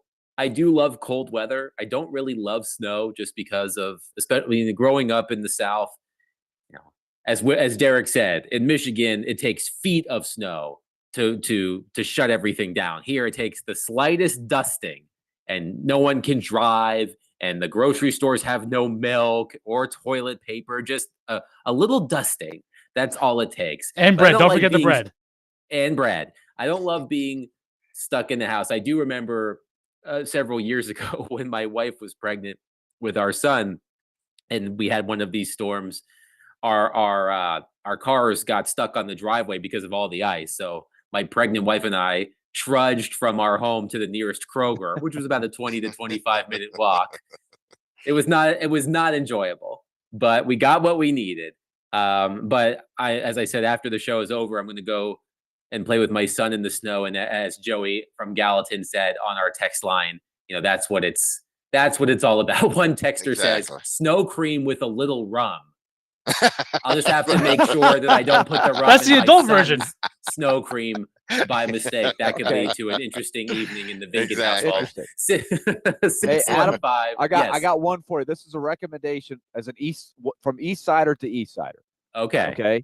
And this is even look. I don't want to get the secret out too much, but when Arlo's maybe a little bit older than he is right now, the premier spot is Shelby Golf Course. It is the best when it comes to the sled riding. It is fantastic. Well, Willie, you didn't told everybody because I know I'm letting the cat out of the bag. I'm letting the cat out of the bag, but it is spectacular sled riding in a number of different holes around the course. People just sort of scatter around the golf course, and the ones that's closest to the neighborhood are the ones that are most populated. And man, it's really, really good stuff. 615-737-1025. If you want to enjoy the show with some snow cream, maybe some snow cream with a little rum, by all means. We're all at home. We're all trying to stay warm. 615-737-1025. Coming up next, there's actual NFL playoff football this weekend. Not that we know anything about that around here over the past few years, but we will look ahead to NFL wildcard weekend coming up next. Willie Darnick, Derek Mason, Adam Vingan, 102.5, 106.3, The Game.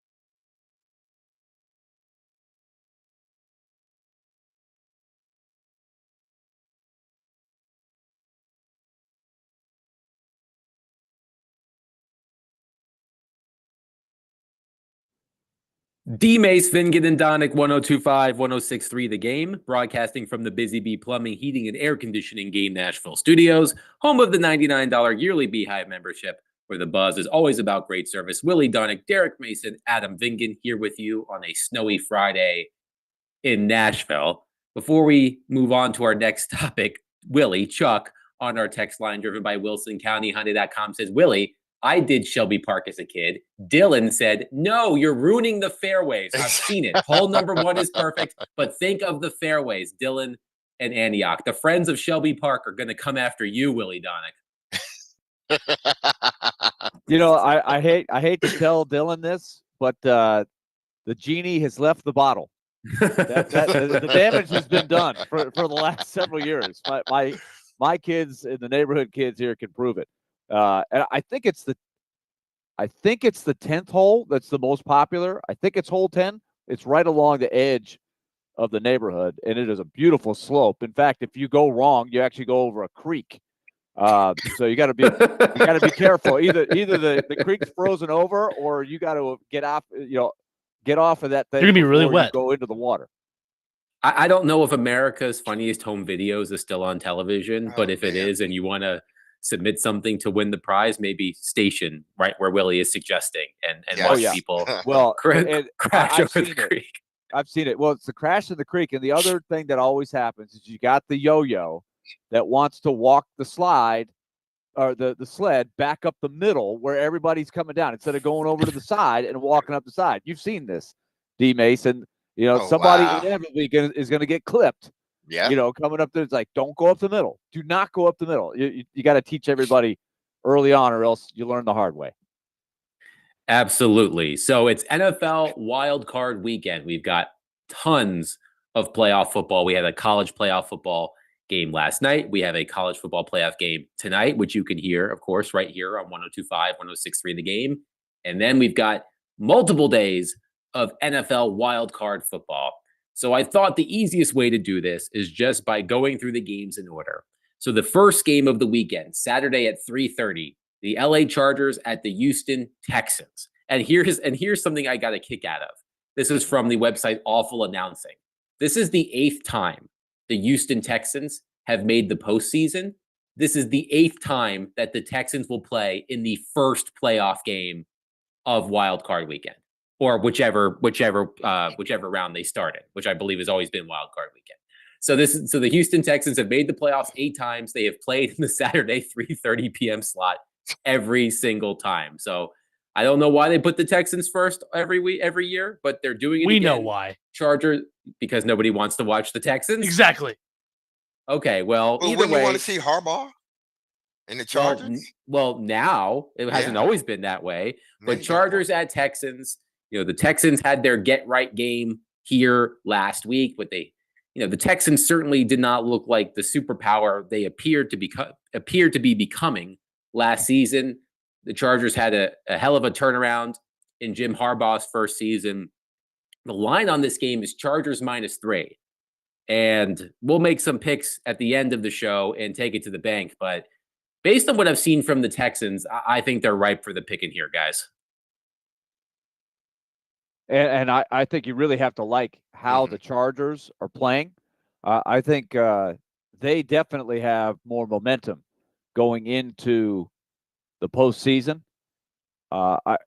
Would we agree on that? I think, look, I'm not the biggest Jim Harbaugh fan, especially after what happened at Michigan. I thought he skated and got away with, robbing the bank or whatever you want to say. But I'm impressed with how the Chargers have built a winning culture and what they've been able to do.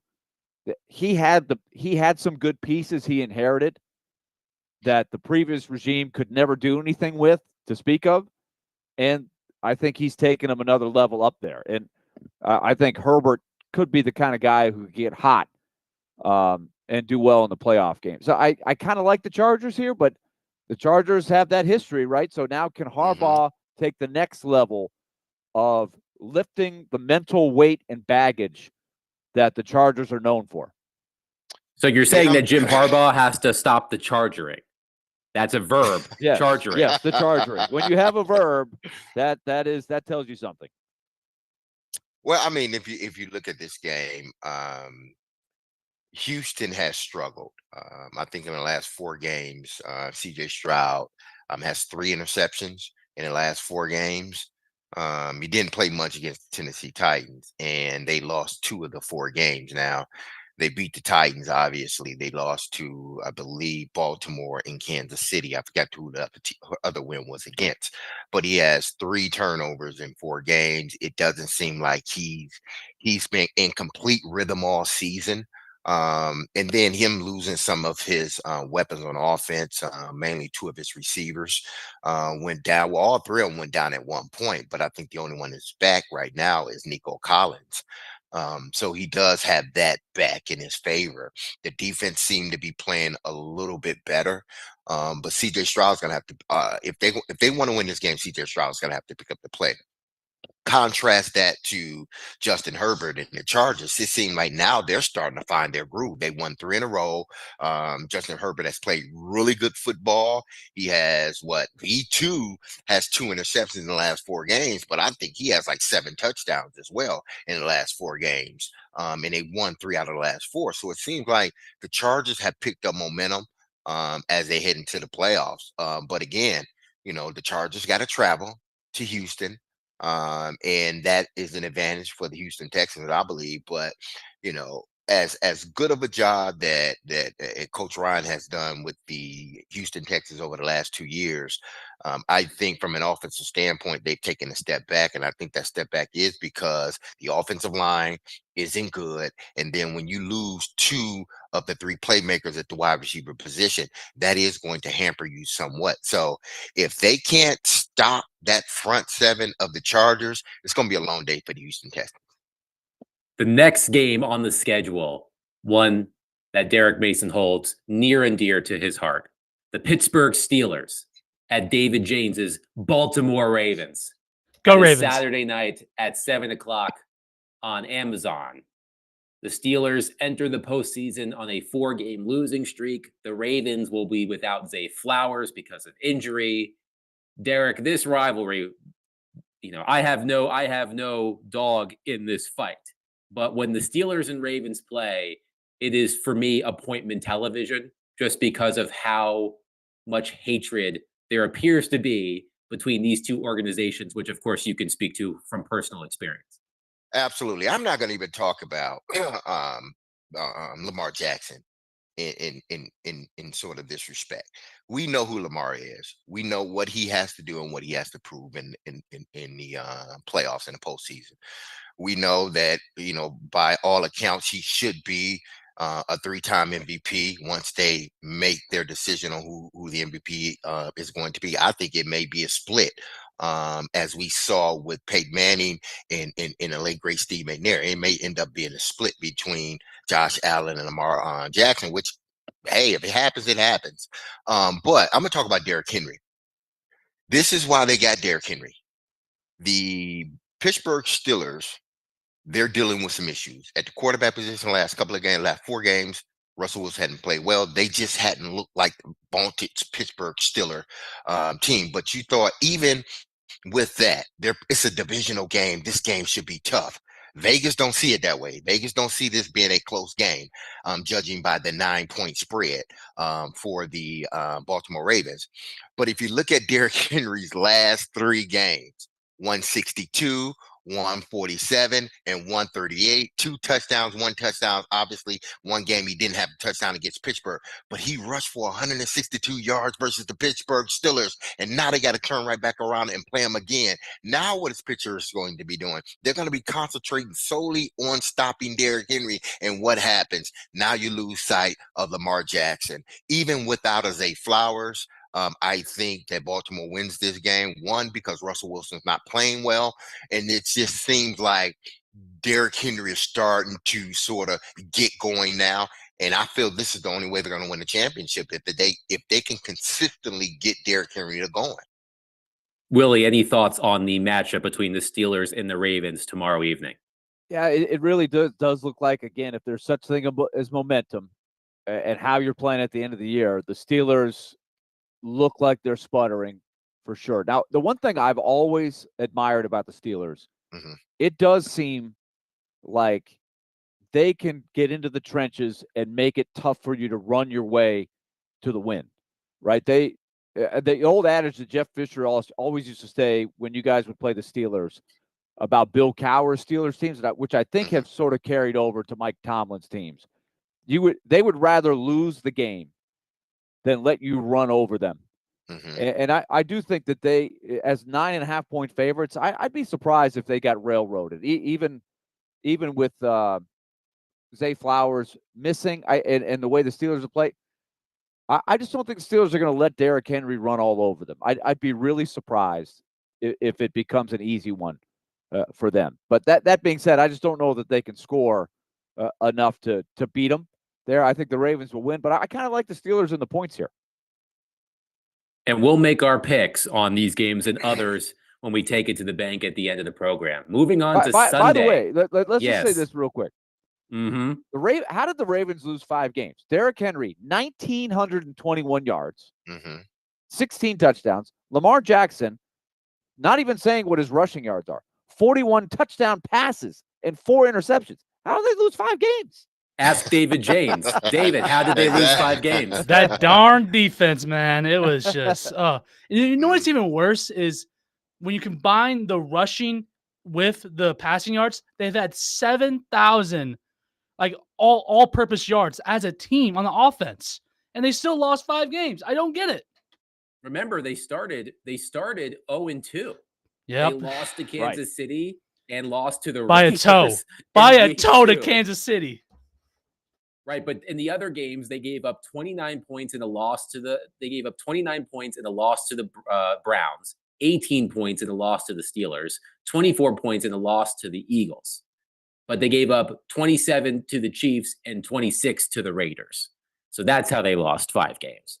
But to your point, Willie, those numbers from Derrick Henry and Lamar Jackson are just eye-popping. On Sunday, you have the Denver Broncos making the postseason for the first time in 8 years at the Buffalo Bills. The Bills are, I want to say, 4-1 in the wild card round with Josh Allen starting at quarterback. Derek mentioned him as a lot of people presume Josh Allen to be the league MVP. I was watching the Broncos game a couple of weeks ago against the Bengals. I was on a flight back to Nashville from visiting my in-laws.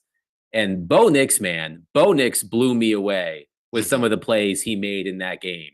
I remember when the Broncos drafted Bo Nix, there was a lot of head scratching about that selection. I've been incredibly impressed. I still expect the Bills to win this game, but Bo Nix showed he could go toe-to-toe with Joe Burrow. So I'm curious to see what he does against Josh Allen. I like the Bills big in this game. I think the Broncos have done well to get there, and I do think Bo Nix is to be commended, especially relative to other rookie quarterbacks. He's done a very good job without a loaded roster. You think of some past rookie quarterbacks that have succeeded, like a Ben Roethlisberger comes to mind. They had a good team around it. I think the Broncos are a pretty solid team, but I don't see a loaded roster of offense around him. He's done a pretty good job there, but I think the Bills are on a different level, and I really like them to roll in this game. I can't wait to see the Bills-Chiefs match up down the road because I think it's going to happen. At least that's what I want to see.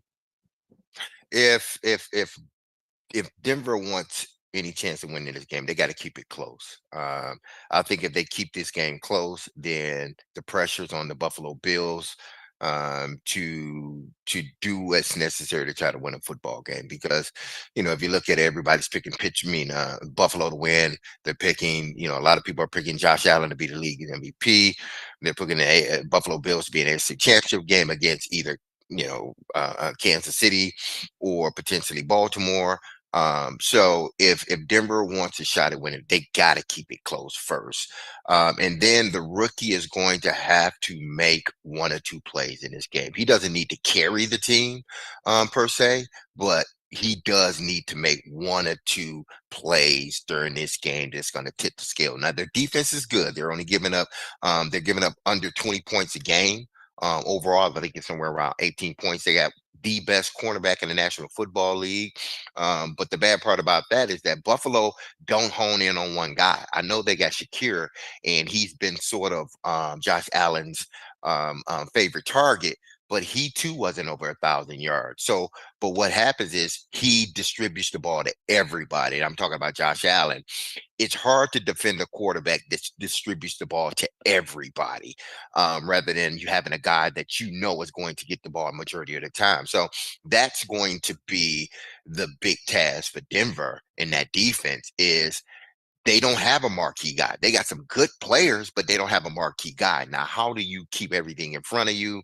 How do you keep Josh Allen from taking over the game, not just throwing the football, but running the football as well? Later on Sunday at 3:30 on Fox, the Green Bay Packers at the Philadelphia Eagles. I just saw that Jalen Hurts has been cleared from concussion protocol. So Jalen Hurts is good to go to play for the Eagles.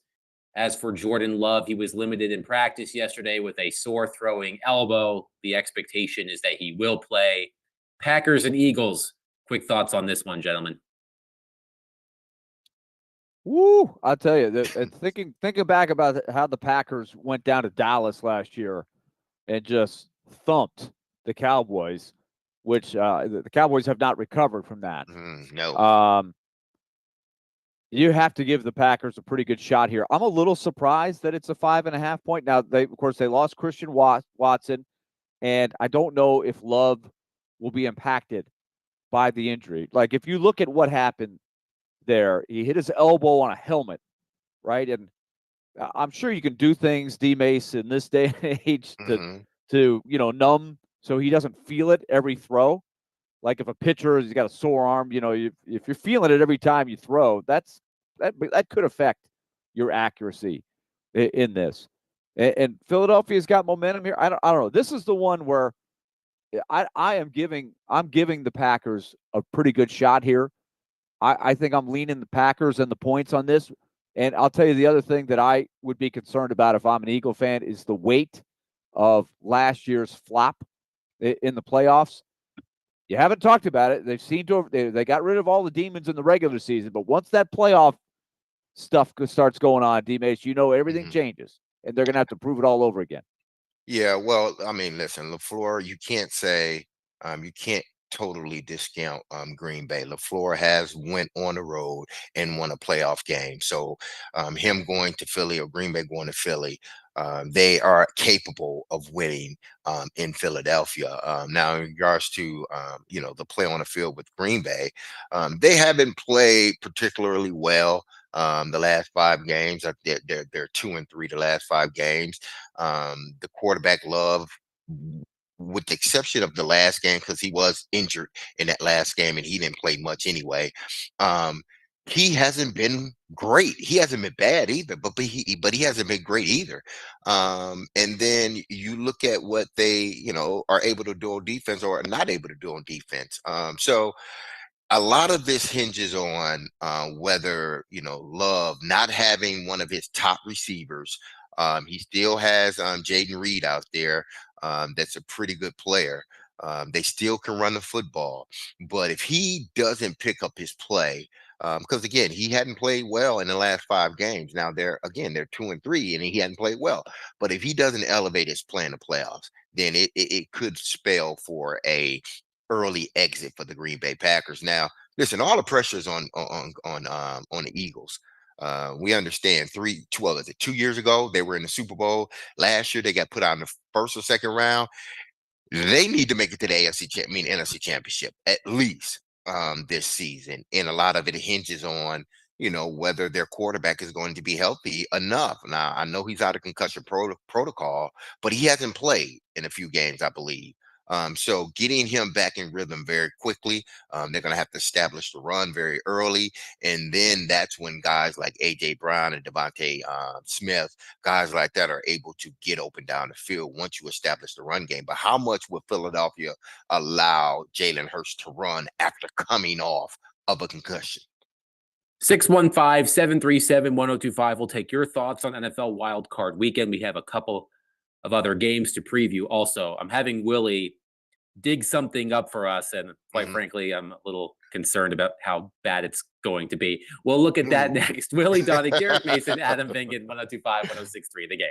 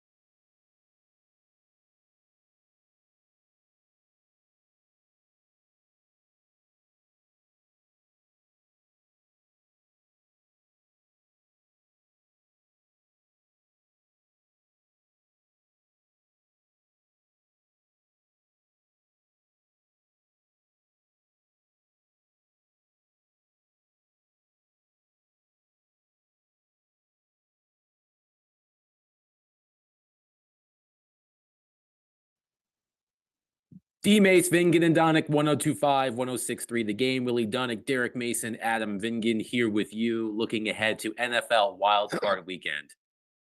The game on Sunday night, gentlemen, I think is the game I am most intrigued about. The Washington Commanders at the Tampa Bay Buccaneers. I smell upset in this game. I think Washington could beat Tampa Bay, but I'm really looking forward to seeing Jaden Daniels in his first career playoff start. You know, I watched the Commanders game against the Falcons a couple of weeks ago. That was enthralling television at the end. But when I'm thinking about upset picks this weekend, I think the Commanders could do it. I think the Commanders could go to Tampa and beat the Bucs. What about you guys? Are we at all surprised, D-Mace, that that Tampa is favored in this game with the Commanders having a better record during the regular season? No, I'm not surprised. No. I think from this standpoint, Willie, and I know I'm gonna let you finish your thought quickly, but from this standpoint, because I think, just like CJ Stroud last year, he's still a rookie, and you don't know what you don't know. And when you get in the playoffs, it's a different animal. People can tell you that it's different, and you may understand that it's different, but when that coin flips and that whistle is blown and that ball is kicked off, it becomes a different animal. And I think CJ Stroud found out last year, and that's why they end up getting beat the way they got beat. And I think Jaden Daniels will find out this year that this is just a complete different animal. And the reason why I look at Tampa and I think they may have the odd is because they have veteran guys that have been through this. Mike Evans has won a Super Bowl. He's been in games like this. Baker Mayfield has won playoff games. He's been in games like this. You have a bunch of guys that were on that Super Bowl team, or key guys that were on that Super Bowl team. Now they're on this current team as it sits. So I look at Tampa as being the team that is more playoff tested in a sense than the Washington Commanders. Not to say that they can't upset, Tampa Bay, but if I'm picking and if I'm looking at this, I'm giving a slight edge to Tampa because they have guys that have been in this situation. And I'm talking about guys at key positions, i.e. the quarterback position. It's a good thought. I'm conflicted on this one. I can see Daniels having a huge game. I can see him doing it. If he's the right guy, I feel like he's got the right stuff. This could be a big moment for him. And let's not forget that Stroud did get the first win. Remember, they beat the Browns in the first game, and then they got beat. So Stroud was able to at least get through the wild card weekend.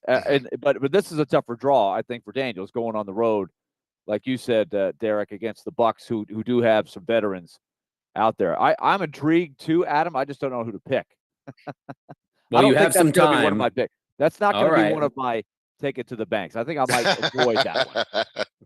All right, keep that in mind, David. If I do choose that game, if you want to give me a couple of extra points, because I live on the edge. Maybe. But the final game of the week, Monday Night Football, the Vikings at the Rams. The game has been moved to Arizona, of course, because of the devastation in Southern California with all of the wildfires. So this game will take place in Glendale, Arizona at State Farm Stadium, home of the Arizona Cardinals. The Vikings had an opportunity to get the number 1 overall seed in the NFC. They lose to the Lions last week, so they have to go on the road to, well, I was going to say Los Angeles, but they're going to Arizona. Here's my question for you, Derek.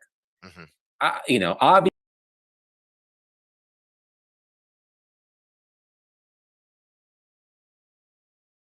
are not going to be playing at SoFi Stadium factors into this. The Vikings are 2.5-point favorites.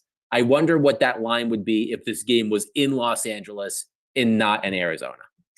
I think it possibly could still be sort of, Minnesota probably still would be the favorite. Maybe it's 1 point. I don't 1.5 point. I don't know. But I think Minnesota would still be the favorite because I think they are sort of the better team. But if you look at this, the Rams are, and it's unfortunate. It truly is unfortunate for the Rams in this situation. They had no control of the fires. You are preparing and everything else the week prior. You play a game, and then all of a sudden these fires come out. And it's not just football. Now you're worrying about if you have family members back in LA, close to that area, your house, how close is it to where the fires are? So those are things that you're worried about now. So not only do you have to pay attention and worry about winning a football game, you're also worried about, what's happening back at home. So this is an unusual situation. And hopefully it never happens again. But this is an unusual situation for the LA Rams that the game is being moved to Arizona, which they had to. But not only that, if it was just them moving because say something was wrong with the stadium and they couldn't play in the stadium, then okay, that's a different story. But them moving because of the fires, I think they're worried about that. And then, on top of that, trying to win a playoff game, a 1-game elimination game, that has to be a lot. That's a really good point, D Mace. It's a life situation, and how does everybody handle that part of it? What's the crowd going to look like in that stadium? That's a question. Yeah, I can't imagine there's going to be a lot of traveling Rams fans for that game. I guess they can hop in the car. They travel really well, but though. I can't imagine. I don't know much about is that I can't tell if you're being sarcastic, David. I'm being very sarcastic. Okay. Either way, I do imagine. I mean, even if they did travel well, I can't imagine there's going to be a large Rams contingent. It could end up being effectively a Vikings home game. I wonder, could they have played it in Vegas? Why didn't they choose to play it in Vegas? Because now you will still get more LA fans potentially, and I know they're dealing with, the fan base is dealing with their home, so they may not even care about the game. But moving it to Vegas, wouldn't it have been a little bit better from a logistical standpoint? I wonder if they talked about that. That's a good question. I don't know the answer. Yet all of this with the Rams, Minnesota is only a 3-point favorite, even though they're the highest ranking or the winningest wild card team ever at 14-3. So it's a neutral field, sort of, with it not being played in the Rams stadium, and still the Vikings are just favored by 3. So that tells you that the Rams, I think, are tougher than maybe they could appear. I think this is such a big game for Sam Darnold and his career, especially the way he struggled last week against the Lions, where he was not sharp. They had trouble connecting with Justin Jefferson all of a sudden. If he plays well, then I think everybody exhales. But we all know what the dynamic has been all year long with Darnold, right? And the story he's been, there will be a lot of spotlight stuff on him. I'm really focusing how well does he play. And by the way, the Rams beat the Vikings in week 8, 30-20. Matthew Stafford threw for 4 touchdowns in that game. I believe that is the best quarterback performance of the season against the Vikings. That game was in Los Angeles, if I'm not mistaken. Okay. So unfortunately for the Rams, they won't have that opportunity because the game has been moved to Arizona because of the devastating wildfires in Southern California. So before the break, I said there's something I asked Willie to dig up, and I'm not looking forward to hearing how wrong I was. Before the NFL season, we predicted our division winners and wild card teams. We just went, 1 through 7 in each conference. And oh boy, I know one that's really, really bad. And I'm just going to get it out there before Willie embarrasses me. Not that he's intentionally trying to embarrass me. I did predict the New York Jets to win the AFC East. Okay, I got it out there. Let's just move on and do everything else. No, let's stay on that with Willie. Well, I've got my own level of embarrassment coming. By the way, my Super Bowl winner is already done in the Niners. That was my pick, and I went down the chute with them. I'm happy to report that all 3 of us got exactly the same amount of playoff teams correct out of 14. How many do you guys think that we got out of 14? We all had the same number. Just forget about division wild card. It's just the 7 postseason teams in the AFC and NFC. Total of 14. 9. How many we got? I'm going to say 9. 2. I would say 8. 8 is right. We all got 8. So we all had our ups and downs. Now, to nitpick the grades, I think is maybe a little subjective, but I got 3 of the 4 division winners right in the NFC. I got everybody but the Niners, and I got the Packers and Rams as wild cards. But I should be automatically disqualified for taking the Giants as the 3rd wild card in the NFC. Well, I guess the question is, I'll be honest with you. I think it's more embarrassing that I picked the Jets to win their division than for the Giants to be a wild card team. So you might be embarrassed. I think I should be slightly more embarrassed. Well, I also followed up the Giants making the wild card with also the Jets making the wild card. So I went down with the Giants and the Jets. But you, Adam, at the net result, you missed all 4 division winners in the NFC. In the NFC, but you got 3. You got 3 teams that are in the playoffs as your wild card pick. So you ended up with 3 of the 7 in the NFC, and then you had 5 of the 7 in the AFC. You missed on the Jets and the Bengals as division winners. You got the Texans and the Chiefs, and you had Bills and Chargers and Ravens, all who made the postseason as your wild card pick. So I don't know if we should get a bonus for getting the divisions right or wrong, but we all had some ups and downs. Derek, some highlights of yours. You got 4 in the AFC and 4 in the NFC. You actually were very skeptical on the 49ers. You did have he was all season long. You were the only one that didn't pick them to win the division. You had the Seahawks, so you missed on that. Yeah. Adam and I did have the Rams in the playoffs as a wild card, but D-Mace, you got 3 division winners: Eagles, Lions, Bucks. In the NFC, you had the Ravens winning the division in the AFC North, as did I. Adam had the Bengals. That was a tricky division to pick, as we know. And I'm looking at other little highlights. You actually had the Chargers winning the division. Yeah. And the Chiefs in the wild card, and that was flipped.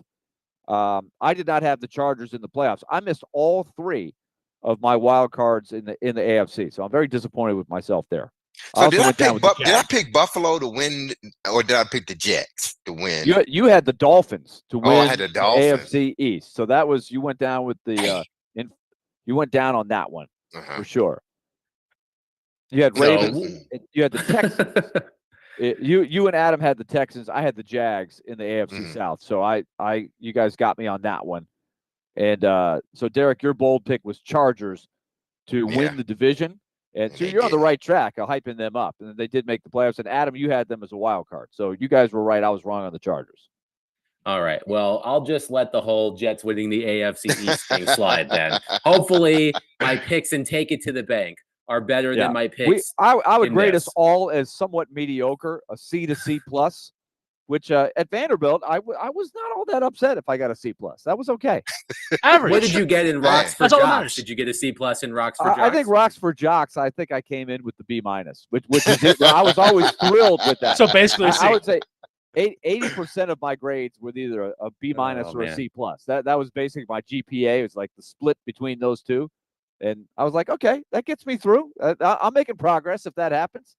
Well, you're a solid A for all of us, Willie. At 615-737-1025. Let's take it to the bank. Hopefully our picks in that are better than our predictions for the NFL season. We'll do that next. Willie Donick, Derek Mason, Adam Vingan, 1025, 1063, The Game.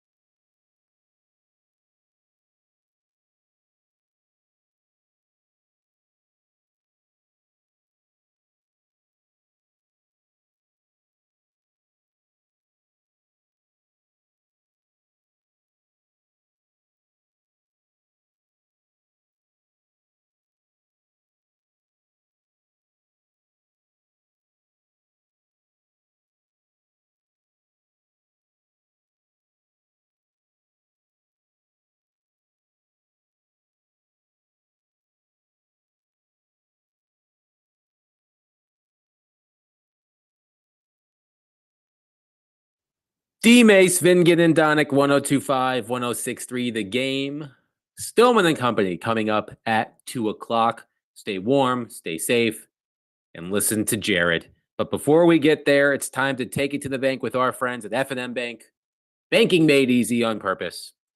David Janes, the floor is yours to recap last week's selections. All right, boys. So from last week, a lot of us, there's a few of us who didn't have a good week. I was one of them. Adam, you were another. But D-Mace, you had a pretty good week. You said I like that. The Preds would win against the Canucks. They did. You also said that Marchessault would get a goal or point. He got a point. He didn't get a goal. He got an assist. You said Tennessee would beat Arkansas, and Chaz Lanier would score over 17 points. He scored 29 points. So you got a total of 10 points. And this is why. It's because you said Marchessault would get either a goal or a point. If he only got a point. He only got an assist. So I only gave you a point for that. Okay, I'll take it. Because it's fair. A point for a point. Yeah. You know what I mean? Yeah, Hey, there you go. I get it. It's only fair. I did good. That's all. Yeah, as long as all of them won. As long as I got points for everything. Exactly. That's all that matters. Very true. Very true. All right, Adam, you said Will Levis would get an interception. He did not get an interception. He did. Almost. He did. He did not. He did He did it. He did. According by the rules from the officials, he did not. It did not count. Exactly. Oh. So unfortunately, I am protesting that. I am protesting this. I saw it clear as day. That was an interception. hey, I it's saw not, it. it's not on the sheet, so it's not on ESPN.com. All right, So okay, fine. you also said the Falcons would win the NFC South. That did not happen. You said the Lions would beat Minnesota. That also did not happen. Oh no, The never mind. Lions That did beat did. Minnesota. That did. I just wanted Get to throw. outta I wanted to throw shade. I'm sorry, but Forsberg did not score in the next two games. From I was Friday. one off. He scored in the game. He scored in the third game. if you would have said said 3 games, then maybe you would have gotten a point, but you did not. yes. Okay. Now, So how many Willie, points do I get out of that? you got 3. So you had total. I think I should get 4 because that was clearly. Adam, no. The Lions are a Super Bowl favorite. You get 3. You'll take 3. Fine. So, fine. so I forgot to say this, Demas. Demas, you have 100 points, and Adam, you have 92. So you're 8 points away. So this weekend, if Demas has a 0 and you get a couple more points, you could take the lead back. We don't know. All right. Now, Willie, you said. I gotta find that now because you texted me this because you weren't here. Yes, I did. 2 out of 3. Meatloaf, baby. Exactly. There you go. So you said Minnesota +3 at Detroit. That did not happen. The Eagles, though, you said the Eagles 2.5 against the New York Giants, and the Texans 1.5 against the Titans. So you got 2 out of 3 with a total of 6 points for 84 total points. See, 2 out of 3 is 66.7%. So that you round that up to 7. That should be 7 points. I mean, I am getting just complaint You're after rounding complaint. down. Demas, You're I am always glad. round down. Demas, I'm glad that you respect the scoring system over here. That's why. In That's why he's in the defense- lead. in That's why he's in the defense- lead. Come on. Respect the system. In defense of David, there is a degree of difficulty by choosing 4 instead of 3. Exactly. I would say. What? So that, No, I'm no, just, that's I'm not just true at all. throwing it out there. It's percentage. 2 out of 3 is 66.7%. But So I okay, should you get picked the 2 favorites though. 7 out of 10. You picked I 2 have a favorites. calculator too, Willie. But I had the points. But I got it with the points. But you still picked the straight up. favorites. You still picked the points by the favorites. And the only Yeah, one what that didn't difference does that win that wasn't That a doesn't make favorite any was Minnesota. So you would have Hey, gotten an David, extra point. David, stick to your decision. I am. No. Don't Hey, let there's, Willie sway there's you. mine is final. This is a officials CON dis- conspiracy. This is a The CON official's conspiracy. decision is final. Even as I You know what, if petitioned for a you can point take for it the up with the- interception that almost was, but then wasn't. You can take it with the All right, council, David, and how I'm did in you- charge of the 2 council. 2 wins, 1 loss. 2 wins, 1 loss. I'm Hey, Willie, Willie. this week. Willie, you can take it with Yeah. the council, and I'm part of the council, and I Hey, say that Willie, doesn't yeah. matter. Take it up with the head counsel. Oh, my fault. David is head counsel. There you But go. Now we gotta get to me. My meatloaf system is good. 2 out of Hey, 3, I you're- should get 7 out of 10. You're not doing 6 out of 10. good. You got points. You got 6 points. Now let's go to me. I'm the most important person here. My picks matter the most. And and my points, this is what I'll say about my points, or how I did this week.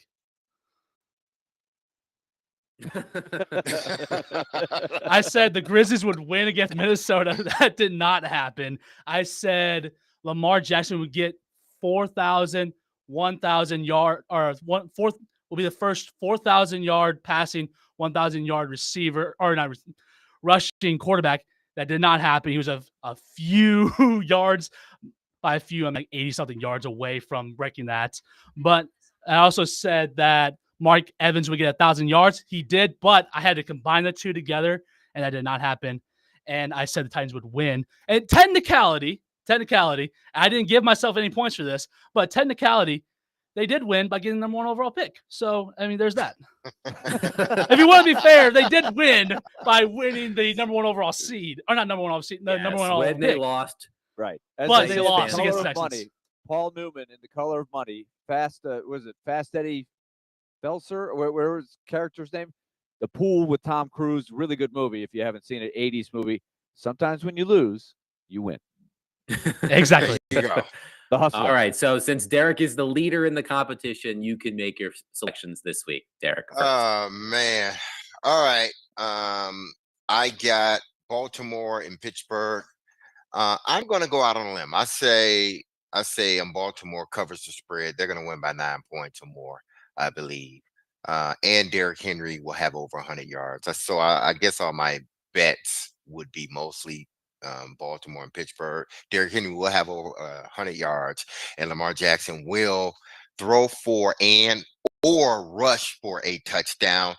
And the Titans will not find their GM come Monday of next week. All right, now. I don't like that one. That last one, I'm vetoing that last one. If he gets that right, he gets 0.1 points. He gets 0.1. He doesn't even get a point. Okay. I'll let you have it. No. No, You already gave 4 points. You already gave your 4 picks. No. I was about to amend that. Okay. Let him amend it. All right, I'll let you amend. Because you said they're not going to find a GM within the weekend. So I say by next Friday, they will have their GM. They will have their GM Friday. Next Friday, they will have their GM. I also love how D-Mace is buttering me up by picking Ravens Steelers. Yes, he has. Of course, it has to happen before this segment next Friday. Okay, yes, so I'm just going to keep mine simple and I'm just going to pick the playoff games. Let's start with the Steelers at the Ravens. I say the Ravens win, but they will not cover. They will not cover. So I think give me the Steelers. The Ravens will win, but the Steelers will cover. So how many points are we saying? 9.5? Yeah. So Baltimore is favored by 9.5. So the Ravens will win, but it will not be by 9.5. So that's my first selection. I will head down to I mentioned this. I'm going to do it. I'm taking the Commanders to beat the Buccaneers on Sunday night. So give me the Commanders against the Buccaneers on Sunday night. I am going to then go to Buffalo. Give me the Bills and the points. Buffalo -8. I agree with Willie. I think the Broncos, it's great that they're here. I don't think they're going to be too competitive. So give me the Bills -8. And give me the Packers to cover. I think the Eagles will win. The Eagles I have at 4.5. Give me the Packers. I think it'll be decided by a field goal. Mm-hmm. Those are my 4 selections. Okay. Will, you're up. All right. I'm going to stick with my meatloaf plan. 3 picks. And hope maybe David will give me the nod. And instead of rounding down, he'll round up. Depends on what you pick. I am going with Bills -9. I think the Bills win and cover up in Orchard Park. I will take the Steelers and the points. I think the Steelers will claw and scratch and stay in the game. I think the Ravens will win, but I'm leaning Adams' way.